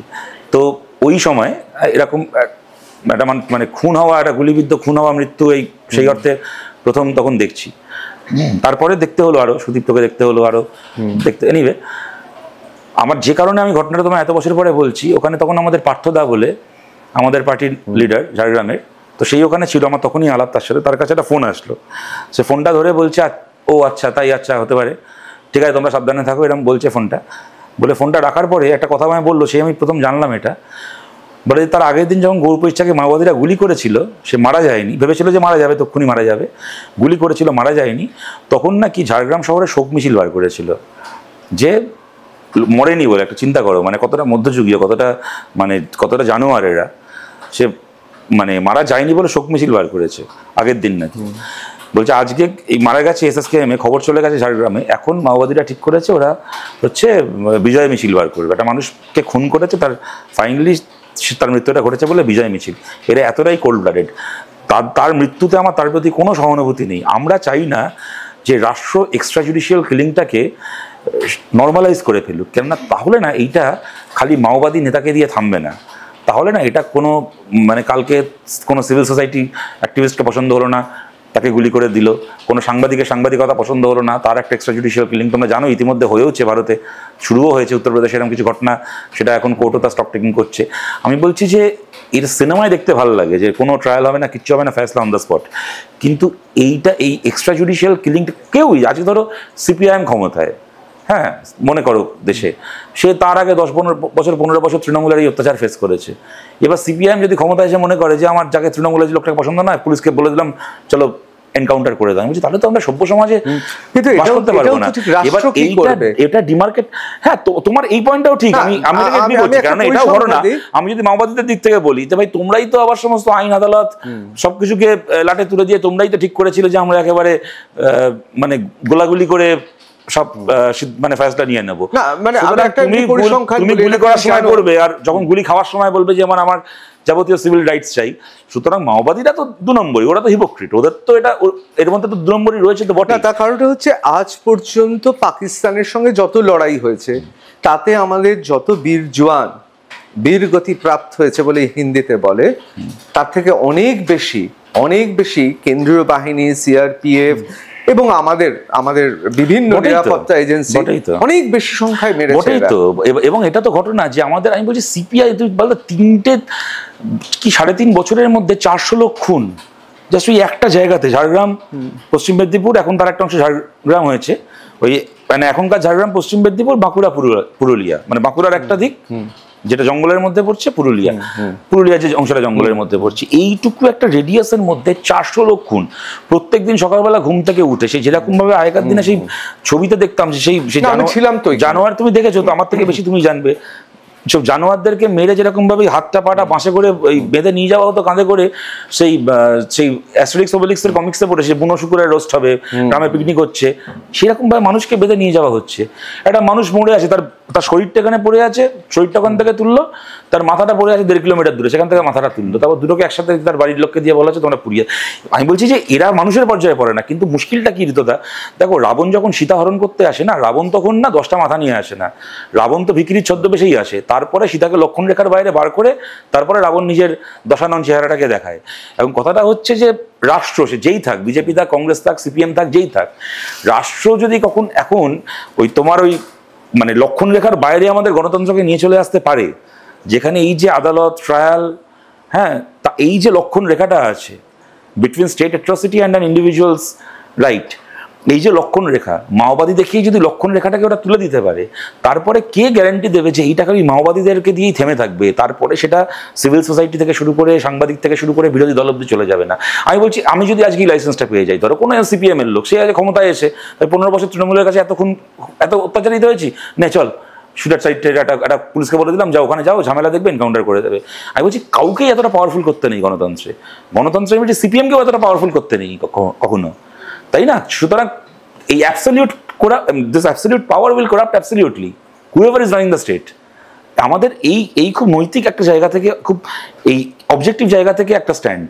এখানে মাওবাদীদের প্রতি আমরা সিম্প্যাথেটিক হব? কটা বিজেপির লোককে মরতে হয়েছে গো মাওবাদীদের হাতে? এখন আমি দেখছি তৃণমূলের লোক জ্ঞান দিচ্ছে, তোরা মাওবাদীদেরকে দিয়ে মারালি সিপিএমকে, এবার মাওবাদীর মৃত্যুতে কেন সেটা একটা মানে জাতীয়তাবাদী মৃত্যু, তৃণমূলের কাছ থেকে আমার জ্ঞান শুনতে হবে। এটা কিন্তু শতরূপে এটা তো আমাদের মানে কোনো অস্বীকার করার জায়গা নেই। বুদ্ধদেব ভট্টাচার্য পারেননি কিষাণজিকে সরিয়ে দিতে, কিন্তু মমতা বন্দ্যোপাধ্যায় মুখ্যমন্ত্রী থাকাকালীন কিষাণজিকে তো আটকানো গেল, সরিয়ে দেওয়া হলো। হ্যাঁ, বুদ্ধদেব ভট্টাচার্য থাকাকালীন তো মমতা ব্যানার্জির কনভয়েতেও ল্যান্ডমাইন বিস্ফোরণ করানো যায়নি, কিন্তু মমতা বন্দ্যোপাধ্যায় তো ক্ষমতায় না থেকেও করে দেখিয়ে দিয়েছিলেন। সুতরাং সে তো মমতা ব্যানার্জি তো অনেক কিছু পারেন যা বুদ্ধদেব ভট্টাচার্য পারেননি। বুদ্ধদেব ভট্টাচার্য পেরেছিলেন নাকি নিজের ক্যাবিনেটের কোনো মন্ত্রীর বান্ধবীর খাটের তলায় 55 কোটি টাকা জমাতে? কি একটা লোক চিন্তা করো, 24 বছর একটা রাজ্যের মন্ত্রী থাকলেন, 10 বছর মুখ্যমন্ত্রী থাকলেন, করে 450 স্কোয়ার ফিটের ফ্ল্যাটে মারা গেলেন। আর তৃণমূলের একটা পঞ্চায়েত মেম্বারকে দেখো, তার দুবাইতে বাড়ি হয়ে গেছে। তো বুদ্ধদেব ভট্টাচার্যের অনেক ব্যর্থতা আছে। তুমি বুদ্ধদেব ভট্টাচার্যের কটা ব্যর্থতা নিয়ে আলোচনা করবে? বুদ্ধদেব ভট্টাচার্য, তোমরা আর্ট ক্লাসে কত খবর করেছিলে বুদ্ধদেব ভট্টাচার্যের বিরুদ্ধে? বুদ্ধদেব ভট্টাচার্য পেরেছিল নাকি দুপুরবেলা টেলিকাস্ট বন্ধ করে দিতে? জয়ন্তদা থেকে শুরু করে আর্ট ক্লাসের সমস্ত ক্রু এই অফিস থেকে নেবে, নিচে ল্যাম্পপোস্টের বাইরে দাঁড়িয়ে উপরে তার দেখছে যে কখন আমাদের কেন কোথা থেকে তার চলে গেল, কোথায় পেরেছিল বুদ্ধদেব ভট্টাচার্য। মমতা ব্যানার্জি তো দেখিয়ে দিল আর্ট প্লাসকে কীভাবে মিডিয়াকে সামলাতে হয়। সে তো বুদ্ধদেব ভট্টাচার্য তো কত কিছু পারেননি যা মমতা ব্যানার্জি পেরেছেন। তো অসুবিধা কি আছে? বাহ, তোমার দিনে দিনে তুমি ভক্ত হয়ে উঠছো। আমি বলছি তোমাদের ভক্ত হয়ে লাভটা কি হলো, এটাই বোঝার চেষ্টা করছি। না, আমরা কারোর ভক্ত না। না, যাই হোক, আমরা যদি ভক্ত হতাম তোমাকে আনার সাহস দেখাতাম না। আমি যাচ্ছি আবার অন্য প্রসঙ্গে। 2026 সালে সিপিএম ক্ষমতায় আসছে, মানুষ ঠিক করবেন। তো আজকের দিনে দাঁড়িয়ে তুমি আমি যদি জিজ্ঞেস করো, অত্যন্ত কঠিন লড়াই। হলে সেটা একটা পৃথিবীর মানে কি বলবো, মানে পৃথিবীতে তোলপাড় পড়ে যাবে যে একটা দল শূন্য থেকে পাওয়ারে চলে আসলো। আবার এটাও ঘটনা যে এরকম প্রেসিডেন্টস আছে আমাদের দেশে, একদম নেই তা নয়। হ্যাঁ, ধরো সেই যদিও মাঝখানে একটা মানে অস্থায়ী একটা গভর্নমেন্ট হলো, কিন্তু ধরো আপেরও তো ক্ষমতায় আসা কার্য তো সেরকমই, ধরো পাঞ্জাবে তো আপ সেভাবেই এলো, আগের ভোটে ছিলই না, পরের ভোটে পাওয়ারে। দিল্লিতে অরবিন্দ কেজরিওয়াল ওই সেকেন্ড লার্জেস্ট পার্টি হলেন হয়ে, না বোধ থার্ড লার্জেস্ট পার্টি হলেন হয়ে কংগ্রেসের সমর্থনে সরকারে করলেন, কয়েকদিনের মধ্যে আবার ভোট হলো, 70টার মধ্যে 67টা সিট জিতলেন। বাট ডিফিকাল্ট, খুব ডিফিকাল্ট। তবে এইটুকু আমরা বলতে পারি যে মানুষ যদি মনে করেন তাহলে অসম্ভব নয়। একটা ঘটনা, পশ্চিমবাংলায় মানুষ আমাদেরকে চেনেন, জানেন, আমাদের সম্পর্কে একটা ধারণা আছে, আমাদের প্রতি অনেকের অনেক সমালোচনা থাকতে পারে, কিন্তু বেসিক্যালি আমরা যে চোর ডাকাত নই এইটুকু মানুষ জানেন। গণতন্ত্রের যে বেসিক কতগুলো ইনস্টিটিউশন আছে তার প্রতি আমাদের, দেখো আমাদেরও ভুল ত্রুটি দোষ সবই আছে, সবই হয়েছে, কিন্তু গণতন্ত্রের বেসিক কতগুলো ইনস্টিটিউশনের প্রতি আমাদের একটা সম্মান আছে, শ্রদ্ধা আছে, সেইটা মানুষ জানেন। এলাকায় এলাকায় আমাদের সংগঠন আছে, আমাদের একটা, এবং আমাদের পার্টির বাইরেও পশ্চিমবাংলার একটা বড় অংশের মানুষ আছেন যারা কিনা বামপন্থী। তারা হয়তো সিপিআইএমের প্রতি কিছু প্রশ্নে ক্রিটিক্যাল, কিন্তু তারা বামপন্থী। সুতরাং আমাদের সেই একটা সামাজিক ভিত্তি রয়েছে। এবং সবচেয়ে বড় কথা হচ্ছে আমাদের কতগুলো লক্ষ্য রয়েছে, কতগুলো পরিকল্পনা রয়েছে যেগুলো আমরা করতে চাই, তার একটা মানে সুযোগ আমরা চাই মানুষের কাছে। সেইটা যদি মানুষ আমাদেরকে দায়িত্ব দেন, খুবই শক্ত, কিন্তু মানুষ মনে করলে আবার অসম্ভব নয়। রাতের বেলায় শুয়ে শুয়ে মনে হয় না আর কবে আসবে? না, সে দিনের বেলাও মনে হয়, রাতের বেলা কেন? কেন সিপিএম পারছে না কেন? এটা তুমি বলো, আমি তো ভেতর থেকে দেখছি। না, আচ্ছা, সিপিএম কি কোথাও একটা এলিট ক্লাসে বিশ্বাস করে? না, আমি মার্কস এঙ্গেলস করে না। যদি আমাদের কোনো কথায় বার্তায় আচার আচরণে সেটা মনে হয় থাকে আমাদের সম্পর্কে, যেটা কিনা কিছু ক্ষেত্রে আমি এগ্রি করবো, আমাদেরই অনেকের অনেক ভুল ত্রুটি অনেক কিছুর জন্য হয়তো কিছু ক্ষেত্রে মনে হয়েছে, সেইটা আমাদের ব্যর্থতা বা সেটা আমাদের দুর্বলতা, কিন্তু করে না। বরং সিপিআইএম ওই এলিটিজমে বিশ্বাস করে না বলেই সিপিআইএমকে অনেক আক্রমণ ফেস করতে হয়, যেটা কিনা আমরা যদি একটু মানে এলিট অংশের সাথে একটু মানে পাওনাগন্ডা সম্পর্কটা ফাইনালাইজ করে নিতে পারতাম, তাহলে হয়তো আমাদেরকে অনেক অ্যাট্রসিটি ফেস করতে হতো না হয়তো। না, কিন্তু কোথাও মনে হয় না, আমি মার্কস এঙ্গেলসের কথা বলছি না, কিন্তু আমি ভারতবর্ষের সিপিএম এর কথা বলছি। হ্যাঁ, এটা ঠিক, যাকে তোমরা কাকাবাবু বলো, অর্থাৎ মুজফফর আহমেদ এবং সেই সময়ের মানুষজন, তাদের কথা আমি ছেড়ে দিলাম, আমি এম.এন. রায়ের কথাও ছেড়ে দিলাম, কিন্তু আমি বলি যে সীতারাম ইয়েচুরি বা প্রকাশ কারাত বা জ্যোতি বসু বা বুদ্ধদেব ভট্টাচার্য, এদের প্রত্যেকের তো একটা জিনিস, একটা ব্যক্তিত্ব ছিল এবং তা খুব সপ্রতিভ। পরবর্তী জেনারেশনে আমরা দেখলাম, আমি তোমাদের জেনারেশনে বলি, ধরো তুমি, সৃজন, আরও যারা রয়েছে, এবং অবশ্যই সেখানে আমি দীপশিতা, মীনাক্ষী, তোমাদের সবার কথা বলবো, তোমাদের কথাবার্তার মধ্যে বুদ্ধিদীপ্ত একটা ব্যাপার রয়েছে এবং তোমাদের কথাবার্তা মানুষের মনে হৃদয়ে গ্রাহ্য হয়। কোথাও কি মনে হয় না যে সিপিএমে এইগুলো খুব এই মুহূর্তে গুরুত্বপূর্ণ হয়ে উঠেছে? দেখো, সীতারাম ইয়েচুরি আর দেবলীনা হেমব্রম একই সঙ্গে একই মঞ্চে বক্তৃতা দিয়েছেন ব্রিগেডে। কবির সুমন গানে লিখেছিলেন না যে আমি চাই সাঁওতালদার ভাষায় বলবে রাষ্ট্রপুঞ্জে। আমরা রাষ্ট্রপুঞ্জে বলানোর ব্যবস্থা করতে পারিনি, কিন্তু সাঁওতালি ভাষায় ব্রিগেডের মাঠে বক্তৃতা, ওটা কিন্তু তৃণমূল বা বিজেপি বা কংগ্রেসের সমাবেশ থেকে হয়নি, বামপন্থীদের সমাবেশ থেকেই হয়েছে। ওই জেএনইউ সীতারাম ইয়েচুরি এবং বাঁকুড়ার গ্রামের একদম সাঁওতাল পরিবার থেকে আসা দেবলীনা হেমব্রমকে সমমর্যাদায় একই মঞ্চে কিন্তু কমিউনিস্ট পার্টি লাল পতাকাই এনেছে। কয়েকদিন আগেই যাদবপুর বিশ্ববিদ্যালয় থেকে মাস্টার ডিগ্রি করা মোহাম্মদ সেলিম আর হুগলিতে ক্ষেতমজুরের পরিবারের একটি মেয়ে বন্যা টুডু, তারা একসঙ্গে বক্তৃতা করলেন, এটা কিন্তু লাল ঝান্ডার সমাবেশেই হয়েছে। তবে হ্যাঁ, এটা আমি বলবো যে আমি বা সৃজনই খালি, কি দীপশিতা মানেই খালি সিপিআইএম নয়, কি মীনাক্ষী মানেই সিপিআইএম নয়, এখানে কতগুলো ব্যাপার আছে ঋতুদা, জানো তো। একটা আমি তোমায় বলছি, আমি তোমার কথাটাকে কিছুটা অ্যাকসেপ্ট করেই বলছি, আসলে মানুষ যাদেরকে চেনে বলতে কি বোঝায়, মানে ধরো টিভিতে যাদেরকে দেখেছে, মিডিয়ায় যাদেরকে দেখেছে। এবার একটা ব্যাপার কি মনে করো, ধরো এই যে টেলিভিশন চ্যানেল, তোমার আর্টপ্লাসের স্টুডিও হচ্ছে কলকাতায় পার্ক স্ট্রিটে, কি বিভিন্ন আরও চ্যানেলের স্টুডিও তুমি কম বেশি জানো, কলকাতায় সেক্টর 5-এ ইত্যাদি। এবার টেলিভিশনে সন্ধ্যাবেলা ডিবেটে কারা থাকবে, যে কলকাতা বা একদম কলকাতা লাগোয়া অঞ্চল, যেখান থেকে স্টুডিও 1 ঘন্টা 1 ঘন্টায় তোমরা গাড়ি পাঠিয়ে আনতে পারবে, দিয়ে আসতে পারবে, তারাই থাকে। এটা আমি বলি সিপিআইএম বলে বলছি না, সব দলের ক্ষেত্রেই তুমি দেখবে, যার ফলে কলকাতা এবং কলকাতা কেন্দ্রিক কিছু লোকজনকে টিভিতে দেখার ফলে একটা বড় অংশের মানুষ তাদেরকেই খালি সেই দলের আর 5 জনের থেকে বেশি চিনছেন। এটা কিন্তু একটা সমস্যা, এটা খালি আমি আমার দলের ক্ষেত্রে বলছি না, সব দলেই। আবার আমি তোমায় বলছি, তুমি হতেই পারে বাঁকুড়ায় কেউ একজন আছে, কি মনে করো জয়ন্তীর ওই রাজা ভাত খাওয়া জয়ন্তীতে কেউ একজন আছে, জঙ্গলের মধ্যে থাকে, যে আমার থেকে অনেক ভালো বক্তা, তার বাড়িটা যেহেতু তোমার স্টুডিও থেকে 40 মিনিট দূরে নয়, সেহেতু তুমি তাকে সন্ধ্যাবেলা পাবে না, আমায় পাচ্ছ বলে তোমার জন্য আমাকে বেশি লোক চিনছে, কিন্তু তাকে অনেক বেশি লোক চিনলে ভালো হতো, রিজার্ভ করে। এটা একটা রিয়েলিটি আমি তোমায় বলছি। আর একটা কথাও তোমায় বলছি দাদা, এটাও ভেবে দেখো, সুবক্তা হওয়াটা ভালো হয়তো, কিন্তু আমি বলছি এটা রাজনীতিতে একটা মানে একমাত্র প্যারামিটার হবেই বা কেন? আমি যেটা বলার চেষ্টা করছি, মনে করো কোনো ছেলে কি কোনো মেয়ে সে ভালো বক্তা নয়, সে দারুণ বক্তৃতা দিতে পারে না, কি দারুণ ডিবেট করতে পারে না, কিন্তু মাঝরাত্রির বেলা কারোর যদি রক্তের দরকার হয় সে সবার আগে ছুটে যায় রক্ত দিতে, তাহলে এই সমাজে কি সে নেতা হবে না, সে যদি ভালো বক্তা না হয়ে থাকে? অবশ্যই। সুতরাং আমি বলছি যে এই যে আমাদের না, এটা সিপিআইএমের এলিটিজমের সমস্যা নয়, আমাদের পাবলিক ডিসকোর্সের মধ্যে একটা এলিটিজম চলে এসছে, যেখানে যে ভালো কথা বলতে পারে, হ্যাঁ, যে একটু আরবান, মানে সে একটা তোমার সাধারণ ঝকঝকে বলতে পারলো, আমি বলছি যে দেখো একটা একটা একটা কথার মধ্যে দুটো কবিতার লাইন বলতে পারলো, তাদের তাদের একটু সামনে চলে আসাটা না, এটা আমাদের একটা পপুলার ডিসকোর্সের একটা সমস্যা, তুমি যদি বলো সেই অর্থে। খুব সুন্দর বলে। কোথাও মনে হয় না যে গারুলিয়াতে, সম্ভবত গারুলিয়াতে ওই শতকে 6-এর দশকের প্লেনামে ঠিক হয়েছিল যে, আমি আমি টার্মটা ব্যবহার করছি না, কিন্তু মানুষের বোঝার সুবিধার জন্য বলছি যে দেখো, এটা তো ঠিক কথা যে মাওবাদীরা বা নকশালরা একটা কথা বলেছিল, বন্দুকের নলি ক্ষমতার উৎস। আমি সেই ডিবেটেও যাচ্ছি না, বলেছিল ওই সময়, অবশ্যই 70 দশকে ওই মাওবাদীদেরই দাদা।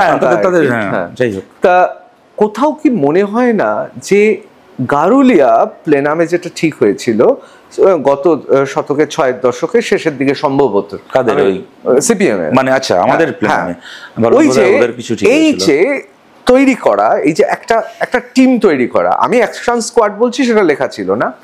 কোথাও মনে হচ্ছে না যে সিপিএম রাজ্যে ক্ষমতায় আসতে পারছে না, তার একটাই কারণ, সিপিএম এর ভালো বক্তা আছে, ঝকঝকে বক্তা আছে, জ্ঞানীগুণী লোক আছে, সেই রকম ভাবে যেহেতু সরকারের আনুকূল্য ছাড়া এখানে বিদ্বজন তকমা পাওয়া যায় না, কিন্তু এই বিদ্বজন তকমার বাইরেও বিদ্বজনেরা আছে, সেটা তোমাদের শারদ সংখ্যা লেখা বিভিন্ন ইস্যুতে দেখা যায়। এখানে তো মানতে বাধ্য কমলেশ্বরদা থেকে শুরু করে তরুণ মজুমদার, মানে এরা তো বামপন্থী ছিলেন, সিপিএম এর সঙ্গে ছিলেন, এ বিষয়ে কোনো সন্দেহ নেই। কিন্তু কোথাও কি মনে হচ্ছে না যে যেহেতু অ্যাকশনের লোক নেই, সেই জন্য সিপিএম রাত দখলে লোক নামিয়ে দিতে পারে পেছন দিক থেকে, কিন্তু বুথ দখলে পারছে না। না সেটা দেখো, ওই মানে ওই অ্যাকশন স্পট করে অ্যাকশন করার ওই দিন আর আছে বলে আমাকে তুমি যদি জিজ্ঞেস করো, ওই সশস্ত্র বিপ্লবের দিন আর নেই, আর থাকা হয়তো উচিত নয়, কারণ আজকের আধুনিক পৃথিবীতে 2025 সালে ওই বন্দুক নিয়ে ওকে খুন করবো, তাকে খুন করবে, তাই দিয়ে ক্ষমতা দখল হবে। হ্যাঁ, এখন বুথ রক্ষার লড়াইটা যদি এখন বন্দুককে ভালো চালাতে পারছে সেই জায়গায় নেমে আসে, তাহলে সেটা একটা সমস্যা, সেখানে রেজিস্ট্যান্সের জন্য যা দরকার সেটা তো এখন যাই হোক। কিন্তু আমি বলছি এটা একটা প্লেজেন্ট ব্যাপার নয় আর কি, মানে তুমি আমাকে যদি বলো, মানে তুমি বলো না, তুমি সাধারণ মানুষ হিসেবে কি আমি সাধারণ মানুষ হিসেবে এটা কি খুব ইতিবাচক দৃশ্য হবে যে যে যতগুলো লাশ ফেলতে পারলো তার উপর ঠিক হলো কে কোন বুথটা জিতবে এবং ইভেনচুয়ালি কে কোন লাশ ফেলা নয়।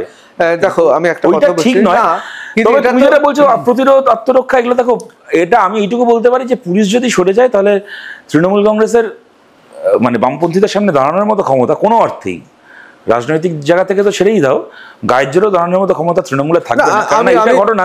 আমি অন ক্যামেরা বলছি, আমি নিজে জানি বাম আমলে, আমি নিজে জানি অন ক্যামেরা, দরকার হলে তিনি তো আদালতে চলে যাবেন, আমি অবশ্যই তখন প্রমাণ করার জন্য উঠে পড়ে লাগবো, যে আমি তো বাম আমলেও দেখেছি পুলিশ ম্যানেজ হয়েছে। অর্জুন সিংই পুলিশ ম্যানেজ করেছেন কত, তা বামেদের সেরকম কেউ নেই পুলিশকে ম্যানেজ করতে পারে। আমি থাকলেই তোমাকে ক্যামেরার সামনে বলবো, তারপর আজ রাতে সেই ম্যানেজ হয়ে যাচ্ছে আর কি। কিন্তু না, বাট মানে what I am trying to say is that, মানে বামেদের সময় তো পুলিশটাকে ম্যানেজ করেছে না করেছে দেখতে পারো, কিন্তু পুলিশকে ফোন করে বলছে তোর বউকে খুব সুন্দর লাগছিল, তোর মাকে আমার এই ইত্যাদি ইত্যাদি, এইগুলো বোধহয় তুমি বামফ্রন্ট সরকারের সময় দেখোনি বোধহয়। এগুলো আমার ধারণা তুমি হিন্দি সিনেমাতেও খুব কম দেখেছো, মানে খুব ট্র্যাশ বিগ্রেড হিন্দি সিনেমাতেও কম দেখেছো, দক্ষিণের কিছু ছবিতে দেখেছি। এই লেভেলে দেখেছো কি আমি জানি না, মানে এতটা বোধহয় দেখা মুশকিল, মানে সার্টিফিকেশন বোর্ড বলেও তো একটা ব্যাপার আছে, মানে এতটা নোংরামিতে বোধহয় কোনো মানে কোনো কি বলবো, খুব ট্র্যাশ কোনো ছবির কল্পনাও এই নোংরামির পর্যায়ে পৌঁছয়নি তৃণমূল বাস্তবে যে জায়গায় গেছে। বাট আমি তোমায় এইটা বলছি যে তুমি আমাকে আগে যে প্রশ্নটা করলে যে দেখো মরতে হবে জেনে সিপিএম করার জন্য অনেকে এগিয়ে আসবে, কিন্তু মরতে হবে ছেড়ে দাও, ওই পয়সা কামাতে পারবো না এইটা জানার পরে তৃণমূল করতে আর একটা লোক আসবে বলে আমার, দেখো আমি সত্যি কথা বলছি, তো দেখো আজকে আমরা এত বছর গভর্নমেন্টে নেই, তো তবু দেখো কোনো ধান্দা ছাড়া একটা কমিটমেন্ট থেকে কমিউনিস্ট পার্টি করছে এত লোককে তো তুমি দেখছো। কংগ্রেস এত বছর রাজ্যে ক্ষমতায় নেই, কিন্তু কিছু মানুষ আছেন যারা কিনা একদম মানে একটা কমিটমেন্ট থেকে কংগ্রেস করে, এমনকি বিজেপিতে যতই শুভেন্দুর মতো কেউ মুকুল রায়ের মতো তৃণমূল থেকে লোক যাক না কেন, কিন্তু কিছু পুরনো বিজেপির লোকজন আরএসএস এর লোকজন আছেন যারা কিনা একদম মানে ফিলোসফিক্যালি একদম আরএসএস এর দর্শনে বিশ্বাস করেন, তারা বিজেপি করেন, তারা হয়তো এখন মাইনরিটি, কোনটা সংখ্যায় কম, কিন্তু হোয়াট এভার আছেন। কিন্তু ভাই 2 পয়সা মাল কামানোর ধান্দা ছাড়া তৃণমূল করছে, আমার জীবনে আমি এত বড় মহাপুরুষ বিশ্বাস করা আজ অব্দি দেখিনি। সুতরাং যদি পুলিশকে সরিয়ে রাখা হয় তাহলে এই বুথ দখলের সংগ্রামেও কটা তৃণমূলের লোককে দেখতে পাবো বা আদৌ একজনকে দেখতে পাবো কিনা আমার তো সন্দেহ আছে, বাকিটা দেখা যাবে সেরকম সময় আসলে। অবশ্যই। আমি এবার দ্রুত কতগুলো প্রশ্ন করবো, তারপর আমি সতীর্থদের কাছে চলে যাব। আমার প্রশ্ন নম্বর 1, কোথাও কি মনে হচ্ছে 2011-য় ক্ষমতা হারানোর পর বামেদের, বিশেষ করে সিপিএম-এ যে ভাবে কাজ করার কথা ছিল, বিরোধিতা করার কথা ছিল, সেটা করাতে পারেনি? আমি এখানে আমার একটা অভিজ্ঞতা বলি। মেরে মুখ ফাটিয়ে দেওয়াটা খুব একটা ভালো কাজ নয়, অত্যন্ত ঘৃণ্য কাজ, আমি এর নিন্দা করছি। কিন্তু আমি দেখেছি পরিবর্তনের সময় অন্তত 5টা ঘটনা দেখেছি যেখানে সিপিএম এর খুব বড় এলসিএস চলে এসছে, লোকাল কমিটির সেক্রেটারি। তৃণমূলের আমি দেখেছি মারদাঙ্গা হয়েছে, মুখও ফেটে গেছে, আমি দেখেছি।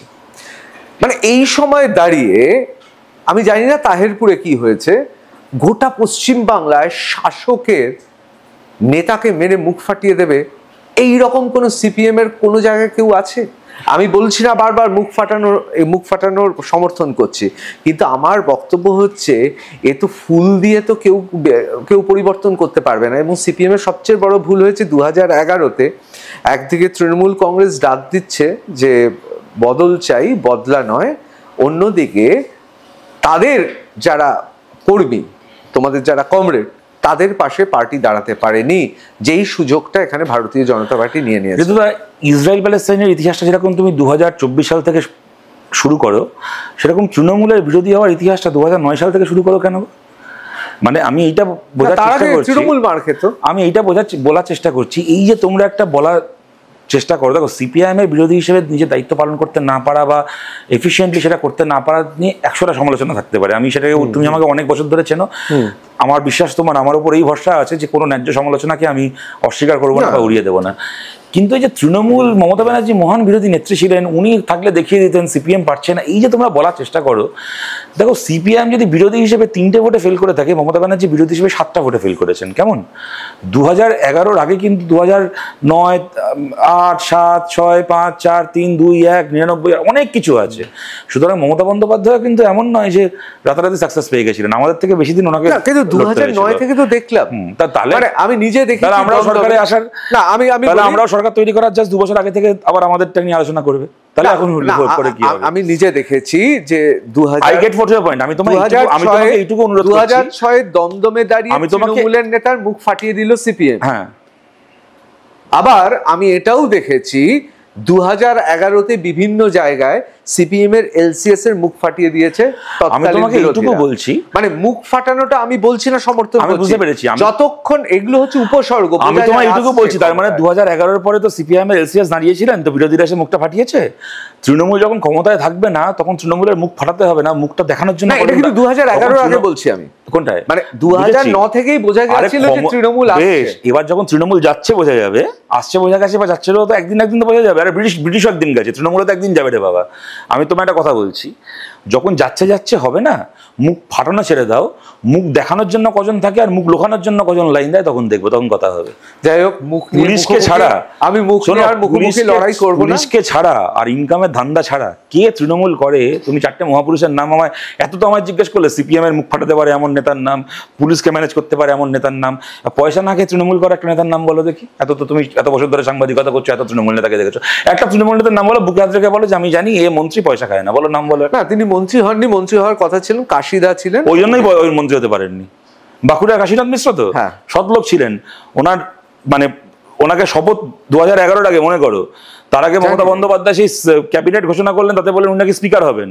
11 শপথ গ্রহণ অনুষ্ঠানে ওনাকে বলা হলো যে আপনি, আগের দিন দপ্তর থেকে ফোন করা হলো মমতার থেকে যে আপনি মন্ত্রী হবেন, শপথ নিতে আসবেন। সে ভদ্রলোক সেজে গুজে গেলেন, বসে থাকলেন, টাকা হলো না। অবশ্যই আমি তাকে দেখেছি, আমি তখন রাজভবনে ছিলাম, আমি দেখেছি মন্ত্রী হয়েছে, হননি। আর চোরগুলো সব মন্ত্রী হয়েছে। আমি তো বলছি তো, একটা মন্ত্রীর নাম বলো তৃণমূলের যে পয়সা খায়। এত রকমের সিপিএম নেতার নাম জিজ্ঞেস করলো তো মুখ ফাটায় না, চুল আঁচড়ায় না, মাওবাদীদের জন্য কাঁদে, হচ্ছে এই কি করে আর কি সব বললে পুলিশ ম্যানেজ করতে পারে। আমি খালি তোমার কাছে একটা ক্যাটাগরি চাইছি, যে একটা তৃণমূল মন্ত্রীর নাম বলো যে পয়সা খায় না।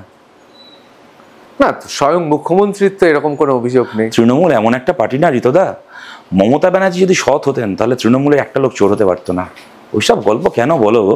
তোমাদের কম্পালশন থাকতে পারে বলো, আর আমার সামনে বসে কেন বলছো? মানে আবার সুযোগ দিচ্ছ যাতে আমি এই ভুলগুলোকে খণ্ডন করতে পারি, এই জন্যই তোমাকে আমার ভালো লাগে। মমতা যদি চোর না হতেন তাহলে তৃণমূলের একটা লোকে চুরি করার ক্ষমতা হতো না গো। তোমাকে একটা কথা বলো তো ঋতদা, আমি সব এই টিচার রিক্রুটমেন্ট নিয়ে যা হয়েছে আমি সব ছেড়ে দিচ্ছি।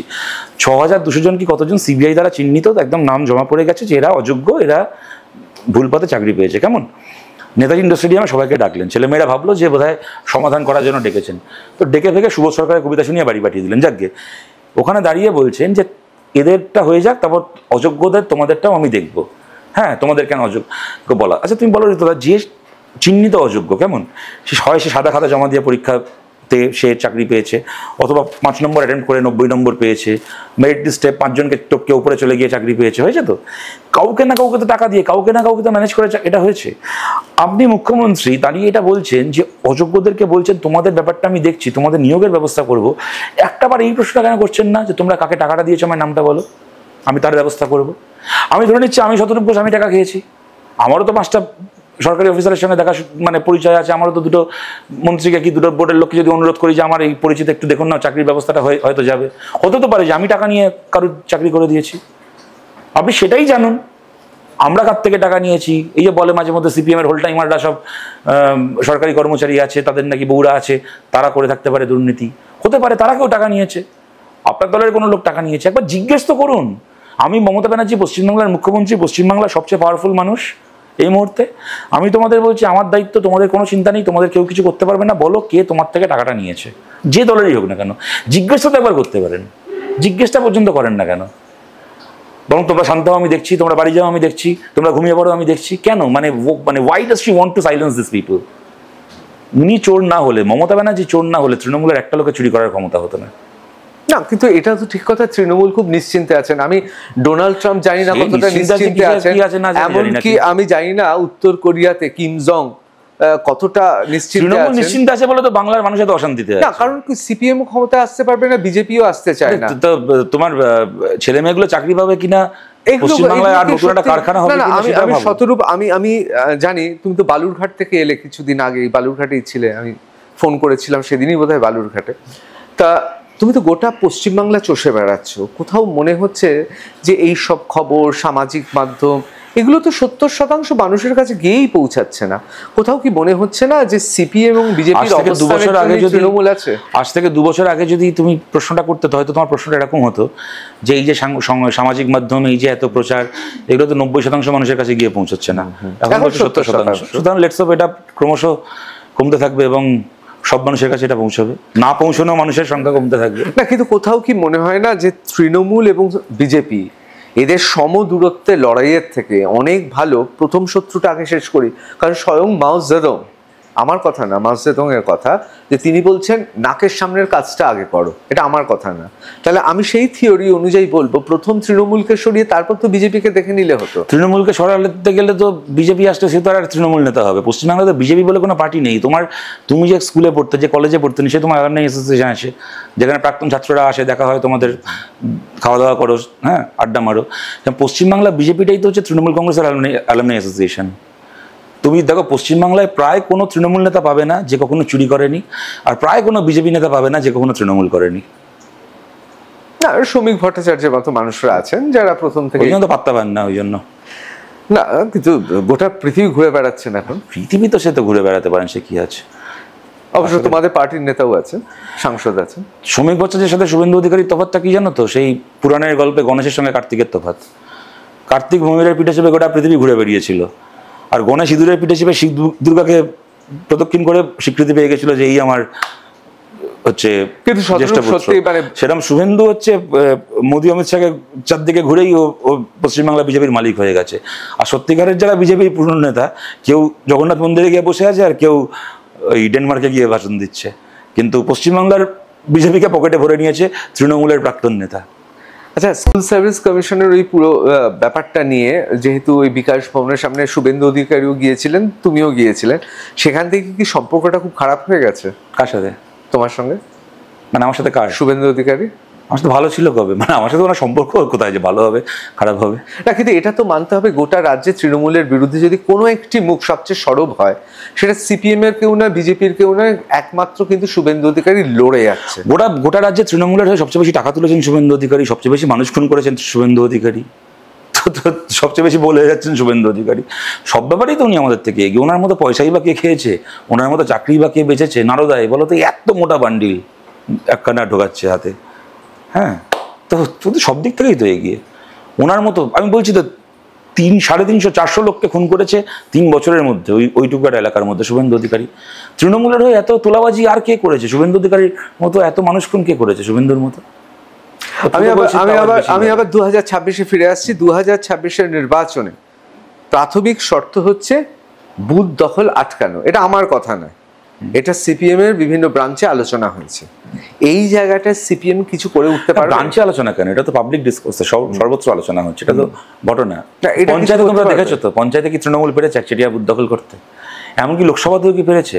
2013 কি 18 পঞ্চায়েত ভোট যেভাবে তৃণমূল করতে পেরেছিল, সেভাবে কি? তুমি তো সল্টলেকে থাকো, সল্টলেকে 2015 পুরসভা ভোট যেভাবে করতে পেরেছিল, পরবর্তীকালে কি সেভাবে পেরেছে? ভোটের মার্জিন ইত্যাদি তো তার ফলাফল। এটাও তো ঠিক কথা। যখন বামেরা ছিল সেই সময় কলকাতা পুরসভা এবং বিধাননগর পুরসভা সেই সময়তে দাঁড়িয়ে তৃণমূল ক্ষমতায় দখল করে নিয়েছে। আমার বক্তব্য থেকে প্রমাণিত হয় বামপন্থীরা বিরোধী শূন্য পুরসভা চাইতো না। বামেরা পেরে ওঠেনি, ছেলের শক্তিতে পেরে ওঠেনি যে পরিমাণে ছেলে নেমেছিল তৃণমূলের, সেটা কলকাতায় এবং অবশ্যই বিধাননগরে। সঙ্গে পুলিশ থাকে না, সে যদি মনে করেছে 2011 আগে তো আর তৃণমূলের সঙ্গে পুলিশ ছিল না। 2005-এ তো কি বলে 2000 সালেই তো কলকাতা পুরসভা ছিলেন। পুলিশ ছাড়া তো 2010-এর প্রশ্ন না। বামফ্রন্ট সরকার যখন মধ্যগগনে, তখনও বছরের পর বছর বহরমপুর পুরসভা কংগ্রেস চালিয়েছে, পরে বোধহয় না তৃণমূল বহরমপুর জেতেনি, শান্তিপুর পুরসভা অজয় দেব বছরের পর বছর, আমাদের তোমার রামজীবনপুর পুরসভা, আচ্ছা আমাদের তোমার বলো ইয়েতেই কত পুরসভা আমাদের রাজ্যের রয়েছে যে বছরের পর বছর তৃণমূল চালায়নি। তাহিরপুর পারে, গোটা বাংলার কমিউনিস্ট পার্টি পারে না কেন? এর আগে তোমরা প্রশ্ন করতে যে কেরালা পারে, পশ্চিমবাংলা পারে না কেন? এখন পশ্চিমবাংলার মধ্যে তো বলতে হচ্ছে তাহিরপুর পারে, বাকিরা পারে না কেন? এখন এমন অবস্থা হয়েছে বঙ্গ সিপিএম এর যে কেরালার সঙ্গে তুলনা টানতে ভয় পাচ্ছি, এখন তাই তাহিরপুরে চলে যাচ্ছে। ভালো করেছে, তবু তো ফিরতে তো হয়েছে ঠিকানায়। আগে বলতে যে কেরালায় যা হওয়ার হয়, বাংলায় কিছু হচ্ছে না, এখন তো বাংলায় একটা তাহিরপুর হয়েছে। তবে তোমায় যদি বলছি তুলনা যখন টানছোই, তাহলে তাহিরপুরের সঙ্গে খালি বাকি রাজ্যে সিপিএমের তুলনা করছো কেন? তাহিরপুর পুরসভার সঙ্গে একটু বাকি রাজ্যের পুরসভাগুলোর তুলনা করো না। পশ্চিমবাংলায় যদি তুমি বলছিলে না যে 300 বছর পরে কেউ যদি বাংলার ইতিহাস নিয়ে, এই সময়কার ইতিহাস নিয়ে পড়াশোনা করে, 300 বছর পরে এই সময়কার বাংলার ইতিহাস নিয়ে পড়াশোনা করতে গিয়ে যদি একটা প্রশ্ন আসে যে 2025 সাল পশ্চিমবাংলায় কোন পুরসভাটা ছিল যেখানে সরকারি প্রকল্পের ফর্ম ফিল আপ করতে গেলে কোনো কাউন্সিলরকে পয়সা দিতে হতো না? উত্তর কি হবে? একটা পুরসভা, তাহিরপুর পুরসভা। কোন পুরসভা আছে যেখানে রাস্তা সারায় কাটমানি যেত না কাউন্সিলরের ঘরে? যেখানে কন্ট্রাক্টরকে কাউন্সিলরকে কাটমানি দিতে হবে বলে জাল মেটেরিয়াল দিয়ে রাস্তা তৈরি করতে হতো না? একটা পুরসভা, তাহিরপুর পুরসভা। কম্পেয়ার যখন করছো, তাহলে সিপিএমের সাথে সিপিএমের কম্প্যারিজন করলে রসাত্মক আলোচনা হতে পারে, কিন্তু আমরা তৃণমূলের পুরসভাগুলোর সঙ্গে তাহিরপুর পুরসভার তুলনা করি না। তাহলেই দেখা যাবে যে কোনটা বাংলার মানুষের জন্য মঙ্গলময় মডেল হতে পারে আগামী দিনে। তোমার একটা কথা বারবার, আমি যে প্রশ্নটা একই প্রশ্ন করছি, বারবার মনে হয় না বুথে ছেলের দরকার? এটাই একমাত্র কমিউনিস্ট পার্টি। ছেলে মেয়ে মানুষ অবশ্যই সবার দরকার, মহিলারাও। এবং আমাদের পশ্চিমবাংলায় আমি দেখেছি মহিলারা অনেক বেশি সরব প্রতিবাদ, 100 বার স্বাধীনতা সংগ্রাম থেকে। 100 বার না, কোথাও কি মনে হচ্ছে না যে দরকার সেটা পাচ্ছে না কমিউনিস্ট পার্টি কিছুতে? না, সেটা তো ঠিকই কথা। দেখো এগুলো কতগুলো ব্যাপার। দেখো ঋতুদা, সমাজটাও তো পাল্টেছে। আমি তোমার বলি, ধরো 70-এর দশকের সোসাইটি যা ছিল, একটা পরিবারে 5-6টা ভাই বোন, সমাজটাই এমন অনেক ছিল, মানুষ অনেক ডেসপারেট ছিল, অনেক। এখন সব মানুষেরই কিছু না কিছু পাওয়ার আছে, তার একটা মানে সবাই এক সন্তান, কি বড় জোর 2 সন্তান, তার একটা সেন্স অফ বিলঙ্গিং অনেক স্ট্রং, তার সবারই নিজের একটা বাড়ি, একটা ফ্ল্যাট, একটা অবলম্বন বেশি। হ্যাঁ, সমাজটাও তো 50 বছরে পাল্টেছে। মানুষের তৃণমূলের বিরুদ্ধে লড়াইটা দেখা যাচ্ছে না। সিপিএম ছাড়া আর কার দেখছো তুমি, বলো না? মীনাক্ষী কয়েকদিন জেলে ছিল, আমি মানছি, হ্যাঁ, কিন্তু আর বাদ বাকিরা তো জেলেও গেল না। এই যে একটা সর্বাত্মক লড়াই, যেটা একসময় তৃণমূল করেছিল সিপিএম এর বিরুদ্ধে। তুমি আবাস রায় চৌধুরী বলে কারোর নাম শুনেছো সিপিএম এ? তুমি জিয়াউল আলমের নাম শুনেছো? তুমি সুশান্ত ঘোষের নাম শুনেছো? অবশ্যই। তুমি কত শায়নদীপ মিত্রের নাম শুনেছো? অবশ্যই। কত মধুজা সেন রায়ের নাম শুনেছো? অবশ্যই। কত সিপিএম নেতার নাম বলবো যারা জেলে থেকেছে গত কয়েক বছরে? কিন্তু তোমাকে আবার এটাও বলি, আমি থেকেছি জেলে, আমি যদিও দিল্লিতে জেলে ছিলাম 8 দিন, তিহার জেলে, সেটা কেন্দ্র সরকারের কল্যাণে, যাই হোক। তো তবে আমি যাই হোক, যেটা বলছিলাম সেটা হচ্ছে যে, আবার তোমার উল্টোটা বলি, মমতা ব্যানার্জি 2011 সালে যখন ভবানীপুরে ফর্ম ফিল আপ করলেন, ওই ফাইনালি ওই বিধানসভায় প্রার্থী হবেন বলে, এপিডেভিটে যেখানে আমাদের দিতে হয় যে নামে কটা মামলা রয়েছে, মমতা বন্দ্যোপাধ্যায়ের এপিডেভিটটা নেট থেকে বার করে দেখো, শূন্য। ওই যে বললেন না বিরাট বিরোধী নেত্রী ছিলেন বামফ্রন্ট সরকারের সময়। তো আচ্ছা, তোমার প্রশ্নে তোমায় বলছি, তুমি তো বললে যে তার মানে জেল না খাটাটা ঠিক মতো করে বিরোধী না হওয়ার একটা প্রমাণ, তুমি বললে। আমি তোমাকে এতগুলো নাম বললাম আমাদের পার্টির যারা জেল খেটেছেন মমতা ব্যানার্জির আমলে। তারপরে মমতা ব্যানার্জি জেল ছেড়ে দাও কোনোদিন থানার লকআপের মুখ দেখেছেন 15 মিনিটের জন্য? না, সেটা তো বামেদের দুর্বলতা। বামেদের দুর্বলতাতেই তো মমতা বন্দ্যোপাধ্যায়ের উত্থান অন্যতম কারণ। মানে তৃণমূল সরকারের সময় সিপিএম এর নেতারা জেল না খাটলে সেটা সিপিএম এর দুর্বলতা। মনে হয় না জ্যোতি বসুর একটা ক্লাস ছিল, আমি একটু বুঝে নেওয়ার চেষ্টা করছি, ভট্টাচার্যের সময় সেই ক্লাস আমি একটু ক্লাস মাস্টার, আমি একটু বুঝে নেওয়ার চেষ্টা করছি। যদি তৃণমূল সরকারের সময় সিপিএম নেতা জেল না খাটে তার মানে সেটা সিপিএম এর দুর্বলতা। যদি বামফ্রন্ট সরকারের সময় তৃণমূল জেল না খাটেন তাহলেও সেটা সিপিএম এর দুর্বলতা। এটাই বলছো তো? বলছি না, তাই তো বললে তুমি। না, আমি বলতে চাই না, এটা বললে না। তোমার প্রশ্নটা ছিল যে কখনোই মমতা বন্দ্যোপাধ্যায়ের বিরুদ্ধে গোটা পার্টি এক হতে পারেনি।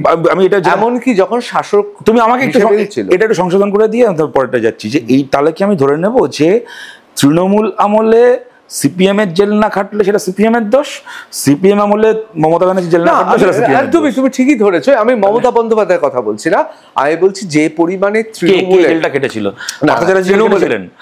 না, দেখো পরবর্তীকালে তো এরা নিজ গুণে প্রমাণ করেছে যে সবার জেল খাটা উচিত, এরা প্রত্যেকে জেল খাটার জন্য একদম একদম মানে কি বলবো আইডিয়াল স্যাম্পল একদম। কিন্তু আমি বলছি পার্থ চ্যাটার্জি কোনোদিন লকআপে গেছেন? আমি জেল দীর্ঘদিন জেল 20 দিন 25 দিন 100 দিন ছেড়ে দেবো 5 মিনিটের জন্য কি 15 মিনিটের জন্য, আচ্ছা 30 সেকেন্ডের জন্য লকআপ।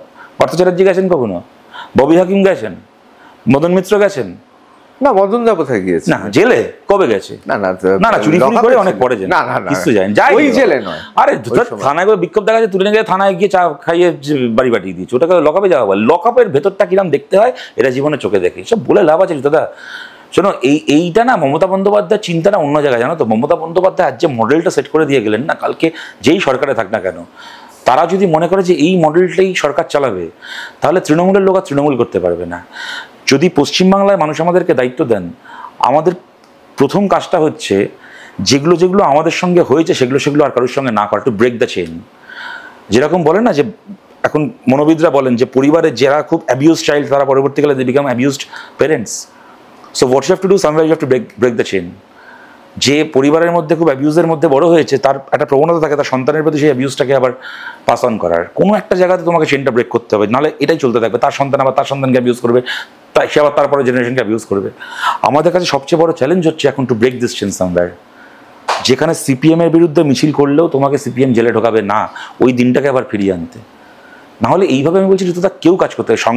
সংবাদ মাধ্যম খবর করবে, কিন্তু তার জন্য তার টেলিকাস্ট বন্ধ হবে না। রাত্রি 11:30টার সময় হয়েছে এরকম, অফিসে সিআইডি নোটিশ পাঠিয়ে যে কাল সকালবেলা ভবানী ভবনে দেখা করতে হবে সন্দেশখালির সময়, তোমরা জানো এগুলো সব।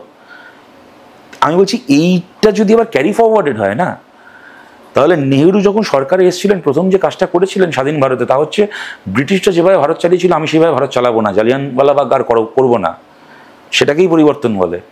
সেরকম আমাদের কাছে সবচেয়ে বড় চ্যালেঞ্জ এইটাই যে এই মানে কি বলবো এই রাগগুলোকে, এই ক্ষোভগুলোকে গিলে ফেলার খুব কঠিন কাজ। আমরাও তো রক্ত মাংসের মানুষ, খুব কঠিন কাজ।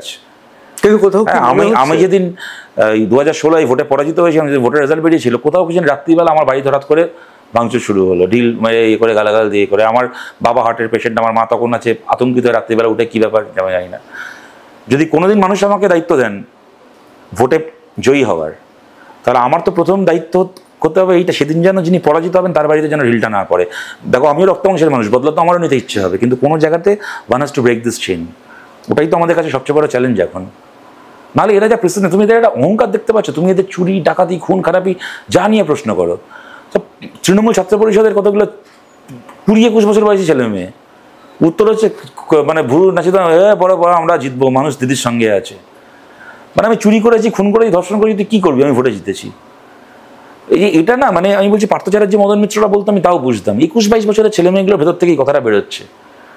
মানে আমি কি বলার চেষ্টা করছি, আশা করছি আমি বোঝাতে পারছি, যে আমি বলছি এই যে একটা অহংকার, মানে মানে এই যে মানে দিস মানে পারভার্সন অফ পাওয়ার, ক্ষমতা যে একটা পারভার্সনের পর্যায়ে চলে যেতে পারে, এইটাকে তো পাল্টাতে হবে পশ্চিমবাংলাতে। পাল্টাবে সিপিএম কি কখনো এই প্রচারটা করবে? দেখো, সিপিএম কি কখনো এই প্রচারটা করবে যে পশ্চিমবাংলার প্রথম মুসলমান মুখ্যমন্ত্রী হবেন মোহাম্মদ সেলিম?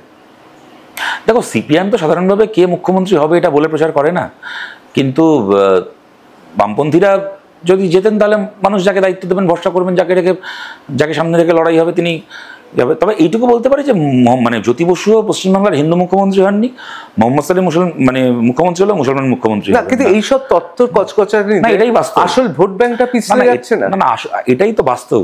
না, কিন্তু তথ্য কি বলে? আমার যদি এই তথ্য বলে সংখ্যালঘু ভোট যার দিকে ঝুঁকবে সে জিতবে। আমারও যদি যে কোনো রকমের এইসব জাগলারি করেই ক্ষমতায় থাকতো, তাহলে আমিও তৃণমূল করতে পারতাম, বিজেপি করতে পারতাম, সুযোগের তো অভাব ছিল না কোনো।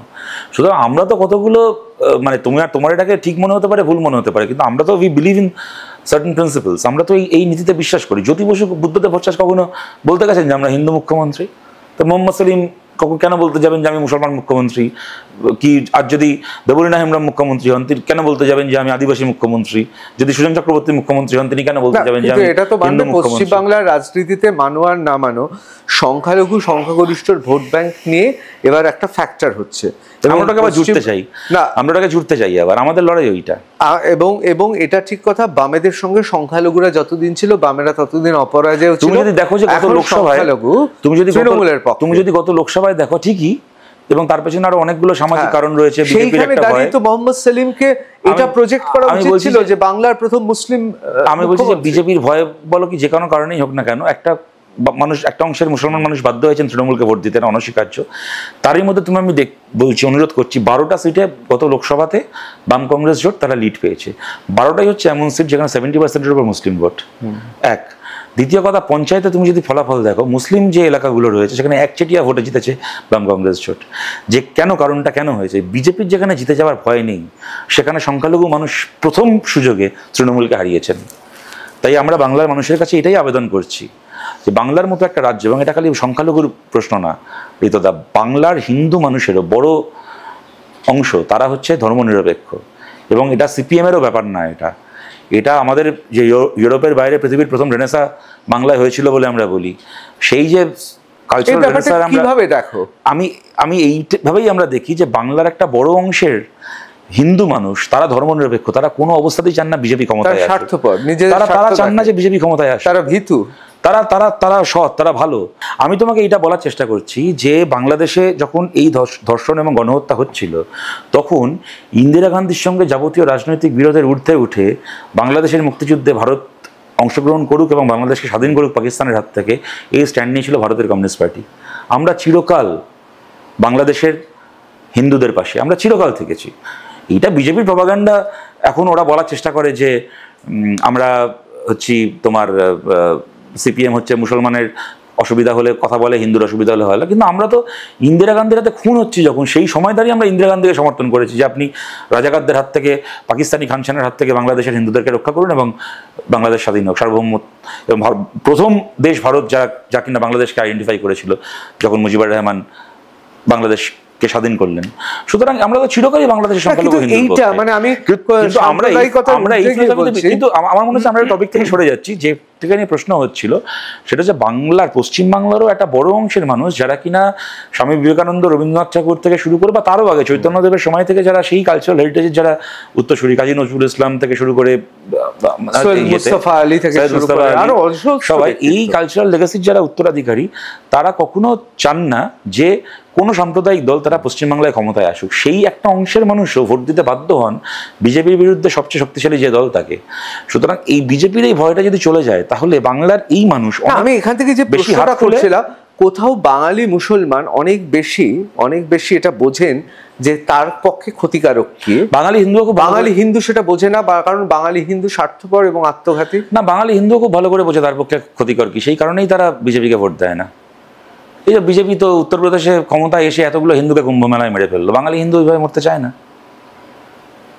না, বিজেপি তো ক্ষমতায় এসে মনে করো হাতরাসে দলিতকে ধর্ষণ করে খুন করালো, বাঙালি হিন্দু দলিত অংশ চায় না যে তার বাড়ির মহিলা ধর্ষিত হোক, সেই কারণে তারা বিজেপির বিরোধী। বাঙালি হিন্দু নিজের ভালো বোঝে বলেই তো তারা বিজেপির বিরোধী। এটা খুব কষ্টকর না এইরকম, এই যে আমরা ছোটবেলা থেকে যেভাবে বড় হয়েছি এরকম হিন্দু মুসলমান ভাগ নিয়ে কথা বলা, এটা আজ থেকে বোধহয় 10 বছর আগেও আমাদের শিষ্টাচার। আমার সেই সময়টা আমরা ফিরতে চাই যেখানে এই ডিভিশনটা থাকবে না। দেখো আচ্ছা বলো তো ঋতুদা, বাংলায় বামফ্রন্ট সরকারের সময় কি কখনো কোনো হিন্দু মানুষের নিজের ধর্ম পালন করতে অসুবিধা হয়েছে? কেউ বুকে হাত রেখে বলতে পারবে? কেউ? এই যে যোগেশচন্দ্র কলেজের মতো পুলিশ দাঁড় করিয়ে রেখে সরস্বতী পুজো দুঃস্বপ্ন কল্পনা করতে হয়েছে? আমি যেটা এর আগেও বললাম, আমরা নাস্তিকতা প্রচার করতে এখানে আসিনি। আমরা মনে করি না যে সবার নাস্তিক হওয়ার দরকার রয়েছে। আমরা ধর্মনিরপেক্ষতা বলতে বুঝি পরমত সহিষ্ণুতা। ভারতের যে ভারত ভাবনার যে পরমত সহিষ্ণুতার যে সাংস্কৃতিক ঐতিহ্য, আমরা সেটা বিশ্বাস করি। আমরা ধর্মনিরপেক্ষতা বলতে নিজের ধর্মকে ভালোবাসা এবং অন্যের ধর্মকে সম্মান করা বুঝি। একজন হিন্দু সে নিশ্চিন্তে নিজের ধর্ম পালন করবেন, মুসলমান নিশ্চিন্তে নিজের ধর্ম পালন করবেন, কেউ অন্যটাকে ছোট করতে যাবে না, এইটুকুই। বামপন্থীদের সভা সমিতিতে প্রচুর অনুরাগীর যে সংখ্যাটা দেখা যায়, সেই সংখ্যাটা ভোট ব্যাংকে কেন দেখা যায় না বলে আপনি মনে করেন? না, যতজন ব্রিগেডে হয় তার থেকে বেশি ভোট আমরা পাই। মানে ব্রিগেড উপসে পড়তে 12-14 লাখ লোক লাগে না। অনেকে বলে যে মানে সিপিএম এর অবস্থাটা হচ্ছে এমন একটা ছবি, সিনেমা ট্রেলারটা বড় বেশি, ছবি। দেখো ঋতুদা, এই কথা যখন মমতা বন্দ্যোপাধ্যায়কে নিয়েও বলা হতো, উনি যখন ক্ষমতায় ছিলেন না, এগুলো কমন কথা বলা হয়। বাট তুমিও খুব ভালো করে জানো, মিটিং মিছিলে যত লোক হয় সেই লোক দিয়ে একটা রাজ্য জেতা যায় না, তার চেয়ে অনেক বেশি লোক দরকার। এটা তুমি যদি বলো যে আমাদের কর্মী যা আছে, আমাদের সমর্থন, আমি যদি আমাদের রাজ্য দেখি, সেখানে সাফ কথা হচ্ছে ওই অত তথ্য মমতা বন্দ্যোপাধ্যায় যখন ক্ষমতায় ছিলেন, যখন মমতা ছাপ্পা দেওয়ার লোক আর ছাপ্পা আটকানোর লোক, এর তারতম্যের উপর ভোট। না ঠিকই, আমি সেই ছাপ্পা টাপ্পার মধ্যে না গিয়েও বলছি, আমাদের গণসমর্থন, গণভিত্তি আরো অনেক বাড়ানোর দরকার আমাদের ক্ষমতা। আগে থেকে কি বেড়েছে? রাজ্য ঘুরছো তো? আমি তো আজকে দেখলাম যে বিভিন্ন পোর্টালে খবর হচ্ছে যে অমিত শাহ যে দলীয় মিটিং করেছে, সেখানে নাকি বকেছে বিজেপির নেতাদের যে বামপন্থীদের ভোট বাড়ছে, বিজেপির কমছে কেন। আমি দেখলাম, আমি জানি না যদি সত্যি হয়ে থাকে, আমি তো আর ছিলাম না। কি মনে হয় অমিত শাহ নরেন্দ্র মোদীর সঙ্গে তৃণমূলের সম্পর্ক কি, রাজনৈতিক দৃষ্টিকোণ থেকে কি মনে হয়? অমিত শাহ নরেন্দ্র মোদী ক্ষমতায় থাকলে তৃণমূলের কোনো অসুবিধা হচ্ছে না, এইটুকু বলতে পারি। দেখো, আমি এর জন্য কাউকে দোষ দিচ্ছি না। বিজেপির ঘোষিতভাবে আইডিওলজিক্যাল অপোনেন্ট বামপন্থীরা, সেটা আরএসএস সেই স্বাধীনতার বহু আগে থেকে। তারা যদি মনে করেন যে পশ্চিমবাংলায় বামপন্থীরা আসার থেকে তৃণমূল থাক, আমি তাদেরকে দোষ দিতে পারি না তাদের জায়গা থেকে, কারণ ideologically fits them, suits them. আমি মমতা বন্দ্যোপাধ্যায়কেও এই কারণে দোষ দেবো না, কেননা দেখো ভোটে সবাই জেতার জন্যই লড়ে, কেউ তো হারার জন্য লড়ে। উনি বিশ্বাস করেন জো জেতা ওই সেকেন্ডার, উনি বলেন না। সেটা আমি এখন ন্যাকামি করে কেন বলতে যাবো যে আমি বা বিশ্বাস করি না? আমি কি হারতে ভালোবাসি নাকি? হারতে হয়েছে, আমরা জিততে চাই, জিততে তো আমরা সবাই চাই। সেখানে মমতা বন্দ্যোপাধ্যায় জানেন যে যদি পশ্চিমবাংলায় মেন অপোজিশন স্পেসে বিজেপি থাকে, তাহলে এই যে সংখ্যালঘু ভোট এবং ধর্মনিরপেক্ষ হিন্দুর একটা বড় অংশের ভোটকে আমি আমার দিকে পুল করতে পারবো বেশি করে। যদি আমার উল্টো দিকে কোনো সেকুলার অপোজিশন থাকে, তাহলে আমার অ্যান্টি ইনকামবেন্সিটা তখন আমি আর ডিল করতে পারবো না, তখন আমার বিরুদ্ধের ভোটটা একটা জায়গায় কনসলিডেট হবে। ওনার জায়গা থেকে এটা একটা ক্যালকুলেট। অভিষেক বন্দ্যোপাধ্যায়ের এই যাওয়াটা কি মনে হয়? আমি জানি না, ওকে আমি ভাবি না। ইউসুফ পাঠানের বদলে অভিষেক বন্দ্যোপাধ্যায়, ফোনাফুনি সবই তো সবাই জানে, কি মনে হচ্ছে তো? দেখো, আমি এইটুকু জানি যে শশী থারুরকে নিয়ে তো কংগ্রেসের আপত্তি ছিল, তো কংগ্রেসকে তো কিরণ রিজিজু ফোন করে রিকোয়েস্ট করেননি। ওই এনসিপি, শরদ পাওয়ারের এই এনসিপির যে উদ্ধব ঠাকরের যে ফ্যাকশন, তাদেরও তো আপত্তি ছিল, তাদেরকে তো ফোন করেনি। হঠাৎ মমতা বন্দ্যোপাধ্যায়কে ফোন করে এত তেল দিতে গেলেই বা কেন? আর আমাকে একটা কথা বলো, যার জেলে যাওয়ার কথা ছিল সে এখন বিদেশে গিয়ে দেশের হয়ে তাকে প্রতিনিধি করে পাঠিয়েছে। আমি বলছি কালকে অভিষেক ফিরে আসার পরে হবে না, কিন্তু তর্কের খাতিরে ধরছি, যদি সিবিআই মনে করে, ইডি মনে করে যে নিয়োগ দুর্নীতিতে কি কয়লা, গরু, বালি কোনো কেসে একে গ্রেপ্তার করবো, পারবে করতে? তুমি যাকে 2 মাস আগে ভারতের প্রতিনিধি করে বিদেশে পাঠিয়ে দেশের হয়ে এত কথা বলালে, সে যদি দেশে ফিরে গ্রেপ্তার হয়, তার তো গোটা পৃথিবীতে একটা খবর হবে। না, আমি বলতে বাধ্য হচ্ছি 2026-এর সিপিএম এর পশ্চিমবঙ্গের রাজ্যে ক্ষমতার থেকেও এটা অলিক। হ্যাঁ। বিজেপি যতদিন আছে এটা সম্ভব হবে না। আমি বলছি যদি হতো, মানে এটা বলোই না, এটা মানে বিরাট। তার মানে বিজেপিও জানে এটা হবে না, না সেই আন্ডারস্ট্যান্ডিং থেকেই তো করে। নাহলে কোথাও কি মনে নাহলে হচ্ছে সেন্ট্রাল গভর্নমেন্ট এটা করে কখনো, যে লোকটা দুদিন পরে অ্যারেস্ট হবে তাকে আমি আজকে আমার দেশের প্রতিনিধি করে পাঠাবো, যাতে সে ফিরে আসার পরে যখন অ্যারেস্ট হবে গোটা পৃথিবীর সামনে আমার দেশের মুখ খুলবে। আমি এই জন্যই বলছি যেখানে লাল, আমি এইটুকু বলছি যে তৃণমূলের জন্য বিজেপির কোনো অসুবিধা হচ্ছে না, বা বিজেপির জন্য তৃণমূলের কোনো অসুবিধা হচ্ছে না। একটা স্টক টেকিং করি না তো। দেখো আমি সিপিএম করি, আমি আমার রাজনৈতিক স্বার্থের জায়গা থেকে বলবো ওদের মধ্যে সেটিং আছে, প্রত্যেকবারে আমি মিথ্যে বলছি। বিজেপি বলে যে এখানে হচ্ছে সিপিএম এর সাথে তৃণমূলের ইন্ডি জোট, বোঝাপড়া ইত্যাদি আছে, ওদের ভাষায় এটা। তৃণমূল বলে যে রামবাম এখানে এক। সবাই তো সবার সাথে সবার সেটিং এর কথা বলছে, তো মানুষ কোনটাকে সেটা কোনটা বিশ্বাস করবে? তোমার কোথাও মনে হয় এটা প্র্যাকটিক্যাল জায়গা থেকে আনটেন্টেড দলের দরকার? আমি এইটুকু বলতে পারি যে দেখো সিপিএম পাচ্ছে না, অনেকে বলছেন কোট আনকোট গেজে গেছে, তৃণমূলকে মানুষ বিশ্বাস করছে না, কোট আনকোট দুর্নীতিবাজ, বিজেপিকে বিশ্বাস করছে না, কোট আনকোট সেটিংবাজ। এই সেটিং কথাটা কিন্তু সিপিএম এর আগেও আমি বলেছি। সিপিএম এর কোনো টেন্ট নেই, আমাদের ফেলিয়ার থাকতে পারে কিছু, কিন্তু উই আর নট টেন্টেড। কিন্তু মনে হচ্ছে একটা নতুন দল দরকার। দেখো এগুলো যখন বিজেপি 2004-এ হেরে যাওয়ার পরে 2009 খুব খারাপভাবে আরো লোকসভায় হারলো, তখন বললো যে ভারতে নতুনটা দল দরকার, কংগ্রেসের বিরুদ্ধে বিজেপি কিছু করতে পারবে না। 14 বিজেপি ক্ষমতায় এলো, এগুলো বিভিন্ন সময় শোনা যায়। দেখো এগুলো তারপরে জো জিতা ওই সেকেন্দার, তারপরে জিতে গেলে এইসব এই যে প্রশ্নটা এখন, এই যে উনি যে প্রশ্নটা করলেন, অনেকেই করেন এটা, যে সিপিএম মিটিং মিছিলে যা লোক, সেই লোক তার রিফ্লেকশন কেন ভোটে হয় না, সিপিএম কেন জিতছে না। ছোটবেলা থেকে দেখে এসেছি মমতা ব্যানার্জিকে নিয়ে এই প্রশ্ন। মমতা ব্যানার্জির একটা সভা, মানে আমার কসবায় দেখেছি কাতারে কাতারে লোক, বিশ্বাস করা যায় না। তোমাদের ক্লান্তি আসছে না? একটা দল মানে বারবার হেরে যাচ্ছে, বারবার ক্লান্তি তাদের আসে যাদের অনেক ব্যক্তিগত অ্যাসপিরেশন আছে। আমার কিছু যায় আসে না, আমি কালকে এমএলএ হচ্ছে কি এমপি হচ্ছে কি, জীবনে কোনোদিন হচ্ছে কি হচ্ছে না। আমাদের কোনো ব্যক্তিগত অ্যাসপিরেশনও নেই, সুতরাং আমাদের ক্লান্তির। আমাদের পার্টিতে আমি বহু মানুষকে দেখেছি সারা জীবন গণশক্তি লাগিয়ে গেছেন দেওয়ালে, এটাই ওদের শান্তি, এটাই ওদের মুখ্য রাজনৈতিক মুখ্য। কিন্তু মাওবাদীদের থেকে তো এটা শেখার যে কিভাবে ক্ষমতাকে, রাষ্ট্রশক্তিকে পরাজিত করে দখল করতে হয়। কোথায় পরাজিত হলো? নিজেই তো মরে পড়ে আছে। এখন মাঝখান থেকে লাল পতাকাকে অপমানিত করেছে, কলুষিত করেছে। মাওবাদীদের বুলেটে একটু সিপিএম এর একটু অ্যাগ্রেসিভ হওয়া উচিত। মাওবাদীদের বুলেটে ভারতে বামপন্থী মানুষের সংখ্যা কমেছে। আমি তোমায় বলছি, এই লাইনটা মনে রেখো। মাওবাদীদের বুলেটে ভারতের মাটিতে সাম্যবাদী মানুষের সংখ্যা কমেছে, বামপন্থী মানুষের সংখ্যা কমেছে। লাল পতাকাকে ভালোবাসেন এমন মানুষের সংখ্যা ভারতের পপুলেশনের মধ্যে কমেছে মাওবাদীদের বুলেটে। কিন্তু মনে হচ্ছে না সিপিএম একটু অ্যাগ্রেসিভ হওয়া উচিত? সে তো নিশ্চয়ই হচ্ছে, কিন্তু সে মাওবাদীদের পথে নয়। আপনি বলছেন যে তৃণমূল সরকারের আমলেই এই নিয়োগ দুর্নীতি বা যা দুর্নীতি হোক না কেন সবই তৃণমূল সরকারের আমলে, বাম আমলে এরকম হয়নি বলছেন? না, হয়নি, কোনোদিন হয়নি। যে আমার কথা ছেড়ে দিন, আমি তো সিপিআইএম করি, আমি তো বলবো হয়নি। বামফ্রন্ট সরকারের সময় মমতা বন্দ্যোপাধ্যায় এরকম মিছিল করেছেন যে টালার ট্যাঙ্কে গরু ভাসছে। হ্যাঁ, সিপিএম ঋতদার মনে থাকবে, সিপিআইএম নাকি টালার ট্যাঙ্কে বিষ ঢেলে দিয়েছে যাতে কলকাতা সব লোক সেই জল খেয়ে মরে যায়। কিন্তু এই মমতা ব্যানার্জি এমন একটা মিছিল করেছেন যে পশ্চিমবাংলায় পয়সা নিয়ে সরকারি চাকরিতে নিয়োগ হয়েছে, আমাকে দেখান। অন্য 5টা অভিযোগ করে থাকতে পারেন আমাদের, স্বজন পোষণ এই সেই হ্যান ত্যান, এগুলো ঠিক আছে। পয়সা নিয়ে নিয়োগ করে চাকরি বিক্রি করেছে সিপিআইএম।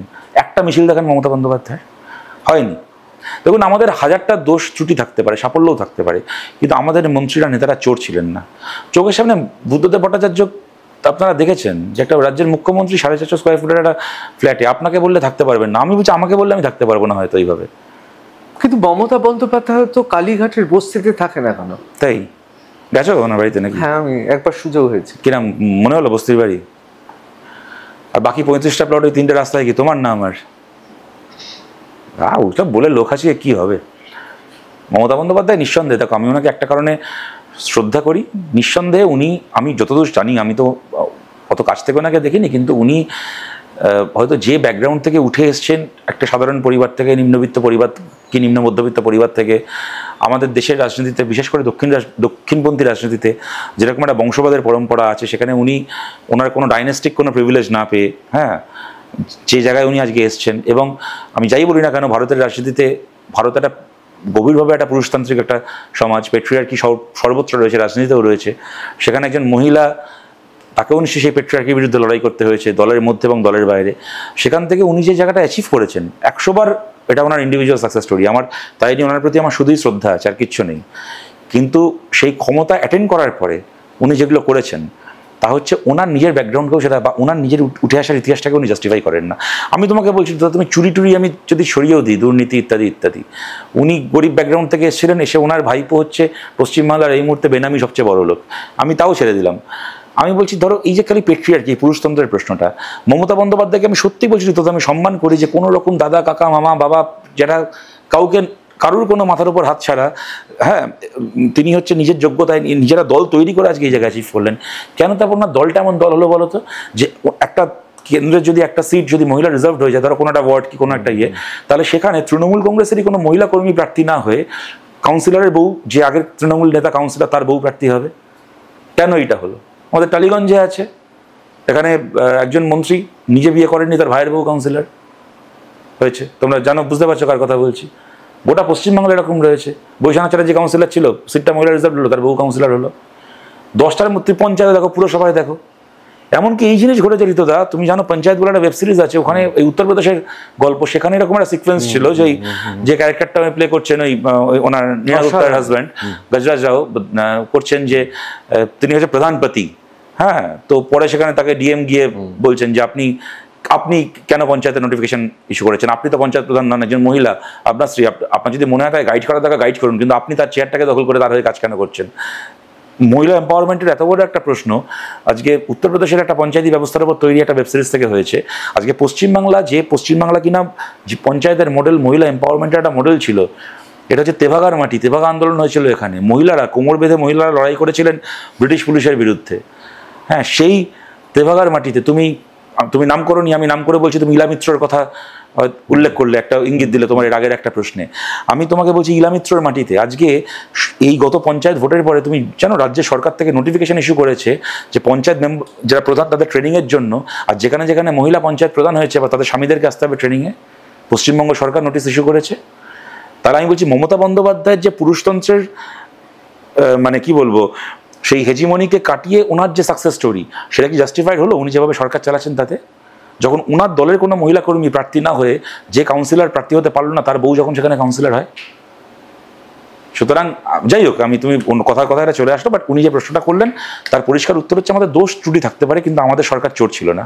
অবশ্য আমি একটা কথা ছোট্ট করে বলি, আরজি করের ঘটনার পর কেউই বোধহয় কোনো ঝুঁকি নিতে চাইছেন না, সেই জন্য বোধহয় যে কোনো জনপ্রতিনিধিও শুধুমাত্র মহিলা নয়, তার সঙ্গে পুরুষ থাকলে নিরাপত্তাটা থাকবে। সে আমি বলতে পারবো না, কিন্তু পঞ্চায়েত তো আরজি করের ঘটনা অনেক আগে হয়েছিল, এই নোটিফিকেশনটা তার আগের। আপনি একসময় বলেছিলেন যে তৃণমূলের নেতাদের আর কটা অর্পিতা আছে, তাহলে কি আপনি মনে করেন বামেদের এরকম কোনো অর্পিতা নেই? না, মানে এই টাকা তুলে খাটের তলায় জমাবো এরকম কোনো অর্পিতা নেই। প্রেম তো করতেই পারে কেউ, সে কি আছে, কিন্তু আমি অর্পিতা বলতে কারো প্রেমিকার প্রশ্ন না, অর্পিতা বলতে যার খাটের তলায় টাকা জমে তার কথা জিজ্ঞেস করেছিলাম, সেটা বলছি। এবং তৃণমূলের কোন নেতার কটা অর্পিতা আছে, এবং খালি অর্পিতা নয়, তাদের কটা খাট আছে, খাটের ওপরে কি হয় সেটা নিয়ে আমাদের আগ্রহ নেই, খাটের তলায় কেন এত চুরির টাকা জমবে, আমাদের তো প্রশ্নটা সেই জায়গায়। অর্পিতার খাটের তলা নিয়ে এখানে আলোচনা হচ্ছে। অবশ্যই একদম শেষ মুহূর্তে চলে এসেছে, আমি 3টে প্রশ্ন করবো, না ভেবেই বলছি, তুমিও না ভেবেই উত্তর দাও। জাভেদ খান বারবার লড়াই হচ্ছে তার সঙ্গে, এবং কসবাতে তুমি লড়ছো।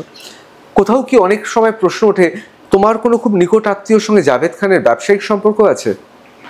কেন, কি মানে কি অর্থে? না, কোনো ব্যবসায়িক সম্পর্ক আছে? আমার কোনো নিকট আত্মীয় ব্যবসায়ী করেন বলেই আমার খুব চট করে মনে পড়ছে না। মানে এই রকম কোনো রকম সম্পর্ক নেই জাভেদ খানের সাথে? হ্যাঁ, জাভেদ খানের সাথে চোর ডাকাত না হলে ব্যবসায়িক সম্পর্ক থাকা একটু কঠিন। আমার প্রশ্ন, কোথাও মনে হয় 2016 সালে বুদ্ধদেব ভট্টাচার্য যদি একবার এসে বলতেন যে আমাকে একবার সুযোগ দেওয়া হোক, তাহলে পার্টি ঘুরে দাঁড়াতো? এটাও একটা ঐতিহাসিক ভুলের প্রশ্ন। তখন বুদ্ধদার আর সেই শারীরিক অবস্থা ছিল না, বাট আমাকে তুমি যদি জিজ্ঞেস করো, আমি তোমায় বলছি, আমার মনে আছে এই তোমাদের অফিসে ঢুকে দেখলাম ওই দিনের একটা ছবি আছে তোমাদের এখানে 2016 র্যালিতে, আমার মনে আছে যে তখন বুদ্ধদা খুবই মানে কথা বলতে, মানে দুটো কথা বললে হাঁপিয়ে ওঠেন, উনি তো খুব অ্যাকিউট সিওপিডি হয়েছিল, যে কারণে আমি যাই হোক, আমি সেই বর্ণনার মধ্যে যাচ্ছি না, এখন উনি আর নেই, আমার সেই অসুস্থতার বর্ণনা করে কি করব, সুস্থ বুদ্ধতাকেই আমরা মনে রাখি। কিন্তু তখন তো ওনার পক্ষে আর সেটা সম্ভব না। কিন্তু আমি যেটা তোমায় বলছি যে ওই জিপের ওপর কত মানুষ, এবং বিশেষ করে কম বয়সী কত ছেলে মেয়ে এসে যে বলছে কাছে যে স্যার আপনাকে আবার মুখ্যমন্ত্রী হিসেবে চাই, বুদ্ধবাবু আপনাকে আবার মুখ্যমন্ত্রী হিসেবে চাই। আমার ধারণা বুদ্ধদা যদি মুখ্যমন্ত্রী হিসেবে আবার মানে দায়িত্ব নিতে চাইতেন, তাহলে বাংলার মানুষ নিশ্চয়ই হয়তো ভোটের ফলাফল অন্যরকম হতে পারতো, বা বাংলার মানুষ হয়তো চাইতেন তাকে আর একবার সুযোগ দিতে। কিন্তু সেটা এটা পার্টির সিদ্ধান্ত না, পার্টি তো we would have been more than willing. আমি সেই সময় পার্টির এমন স্তরে ছিলাম না যে আমি এই ব্যাপারে ডিসিশন নেওয়ার অধিকারী, কিন্তু আমার বিশ্বাস যে আমাদের গোটা পার্টি তো অত্যন্ত আনন্দিত হতো। কিন্তু এটা তো আমাদের লস যে আমরা বুদ্ধদার শরীর খারাপ খালি বুদ্ধদাকে নয়, গোটা পার্টিকেই এবং বাংলাকেই সেটা এফেক্ট করেছে। আমার শেষ প্রশ্ন সেটা হচ্ছে 2026 খুব কাছাকাছি, কোথাও কি মনে হচ্ছে না এই স্ট্র্যাটেজিটা খুব ভালো হবে? একটি ফ্যাসিস্ট দল, তথাকথিত কোট আনকোট তোমাদের ভাষায় ফ্যাসিস্ট, সেই দলটাকে ক্ষমতায় নিয়ে আসা অনেক বেশি নিরাপদ হবে, তাহলেই মানুষ বুঝতে পারবে। কারণ বামপন্থায় তৃণমূলের সঙ্গে পেরে উঠবে না কখনোই, বিশেষ করে উপভোক্তা বেনিফিশিয়ারি যারা রয়েছে কখনোই পেরে উঠবে না। সেক্ষেত্রে যদি তথাকথিত একটি ফ্যাসিস্ট দল আসে, তাহলে বামপন্থা নতুনভাবে রাজ্য বুঝতে পারবে তার গুরুত্ব। মনে হতো যদি না দেখতাম যে হিটলার বামপন্থীদের ভালো ভালো কথা বলে ক্ষমতায় এসে তারপর সবার আগে কমিউনিস্ট পার্টিকে নিষিদ্ধ করে আমাদের রাইক্সটাগের সব গল্প শুনিয়ে সব কিছু করে ট্রায়াল ফাইল করে ফাঁসি দিয়ে খুন করে অ্যানিহিলেশন করে পরবর্তীকালে পৃথিবীর মানচিত্র পাল্টে দেওয়ার চেষ্টা করেছিলেন। এবং তারপরে সেই হিটলার না থাকলে সভ্যতার ইতিহাসকে ঘুরিয়ে দিতেন। আমরা আর হিটলারও চাই না, আর আমরা ত্রিপুরার মতো বিপ্লব দেওয়ার মানিক শাহ চাই না। তরুণ মজুমদার থেকে এটা বলছো না, তোমার একটা কথা বলি, আমাদেরও হয়তো অনেকের ধারণা নেই, জানা নেই। তোমাকে একটা এত তো তৃণমূলের খুন ইত্যাদি নিয়ে কথা হলো। 2018 সালে ত্রিপুরায় পুজোর সময় একটা কালী পুজোর দিন একটা ঘটনা ঘটেছিল। সুকু গৌর বলে এক ভদ্রলোক, তিনি বামপন্থী ছিলেন, হয়তো সরকারি কর্মচারী ছিলেন, সেই অর্থে যে পার্টি করতেন তা না, হয়তো বামপন্থী মানুষ ছিলেন। কালী পুজোর দিন কেমন বিজেপি কি বলার জন্য বলছি, যে অন্য কিছু না, যে ভোটের সময় ঝামেলা বুথ দখল এইসব কিছু না, কি কোনো পলিটিক্যাল কনফ্রন্টেশন, এমনি এটা মজা, যে দেখি তো তোর মাথায় তুবড়ি ফাটাতে কেমন লাগে করে লোকটাকে চেয়ারে হাত পা বেঁধে বিজেপি মাথায় একটা তুবড়ি রেখে আগুন জ্বালিয়ে তারপর তুবড়িটা বাস্ট করে খুলি উড়ে গিয়ে লোকটা ওখানে মারা গেল। দিস ইজ বিজেপি, ত্রিপুরায় হয়েছে। আমার সুকু গৌর নামটা বললাম, একবার গুগল করে দেখে নিও ভাইয়ে। সুতরাং এই ফ্যাসিবাদকে যারা রোম্যান্টিসাইজ করে তারা জানে না যে বিজেপি আসলে কি। আমার লাস্ট প্রশ্ন সেটা হচ্ছে যে কোথাও মনে হচ্ছে, দেখো ইউটিউবে তুমি দারুণ সফল, তোমার টেলিভিশন প্রেজেন্টে দারুণ সফল, মঞ্চে তোমাদের মানুষ চায় তোমাকে, অনেকেই আছে, তুমি তার মধ্যে অন্যতম চায়। আমি জানি না এর জন্য কমিউনিস্ট পার্টিতে তোমার কত শত্রু বাড়ছে, আমি যাই হোক সে প্রশ্নে আমি যাচ্ছি না, কিন্তু কোথাও তোমার মনে হচ্ছে না একবার এবার সংগঠনটা খুব জোরালো হওয়া উচিত? বুথ দখল যে করতে পারবে সেই বাংলায় শেষ হাসি হাসবে। বুথ দখল বলবো না, কিন্তু বুথ রক্ষা, হ্যাঁ 100 বার মনে হচ্ছে। ঠিক, আমি তোমার এই সমালোচনা বলো, পরামর্শ বলো, তোমার মানে সাজেশন বলো, আমি 100 বার মাথা পেতে নিচ্ছি, এটা সত্যি কথা। অবশ্যই, অসংখ্য ধন্যবাদ, অনেক প্রশ্ন করেছি, অকপটে ভালো লাগলো, আমারও খুব ভালো লাগলো। আবার দেখা হবে, তার কারণ আজকে তরুণ মজুমদার থেকে একাধিক প্রশ্ন বাদ রেখে চলে গেল, এবং তোমার লেখালেখি, তোমার পড়াশোনা, তোমার ভালো লাগে এই প্রশ্নে ঢুকলাম না। কিন্তু তনুবাবুকে নিয়ে তোমার সাথে আমার যে কনভারসেশনটা এই স্টুডিওতেই হয়েছিল, সেটা এখনো বহু লোক দেখেনি। সেদিনই আমাকে ওটার কথা একজন বলছিলেন, যে ওটা এখনো অনেকে ওটার কথা বলেন। এই ইউটিউবে হয়তো এখনো আমার ধারণা অনেকে ওটা দেখেন, আমি মাঝে মধ্যে কমেন্ট পাই।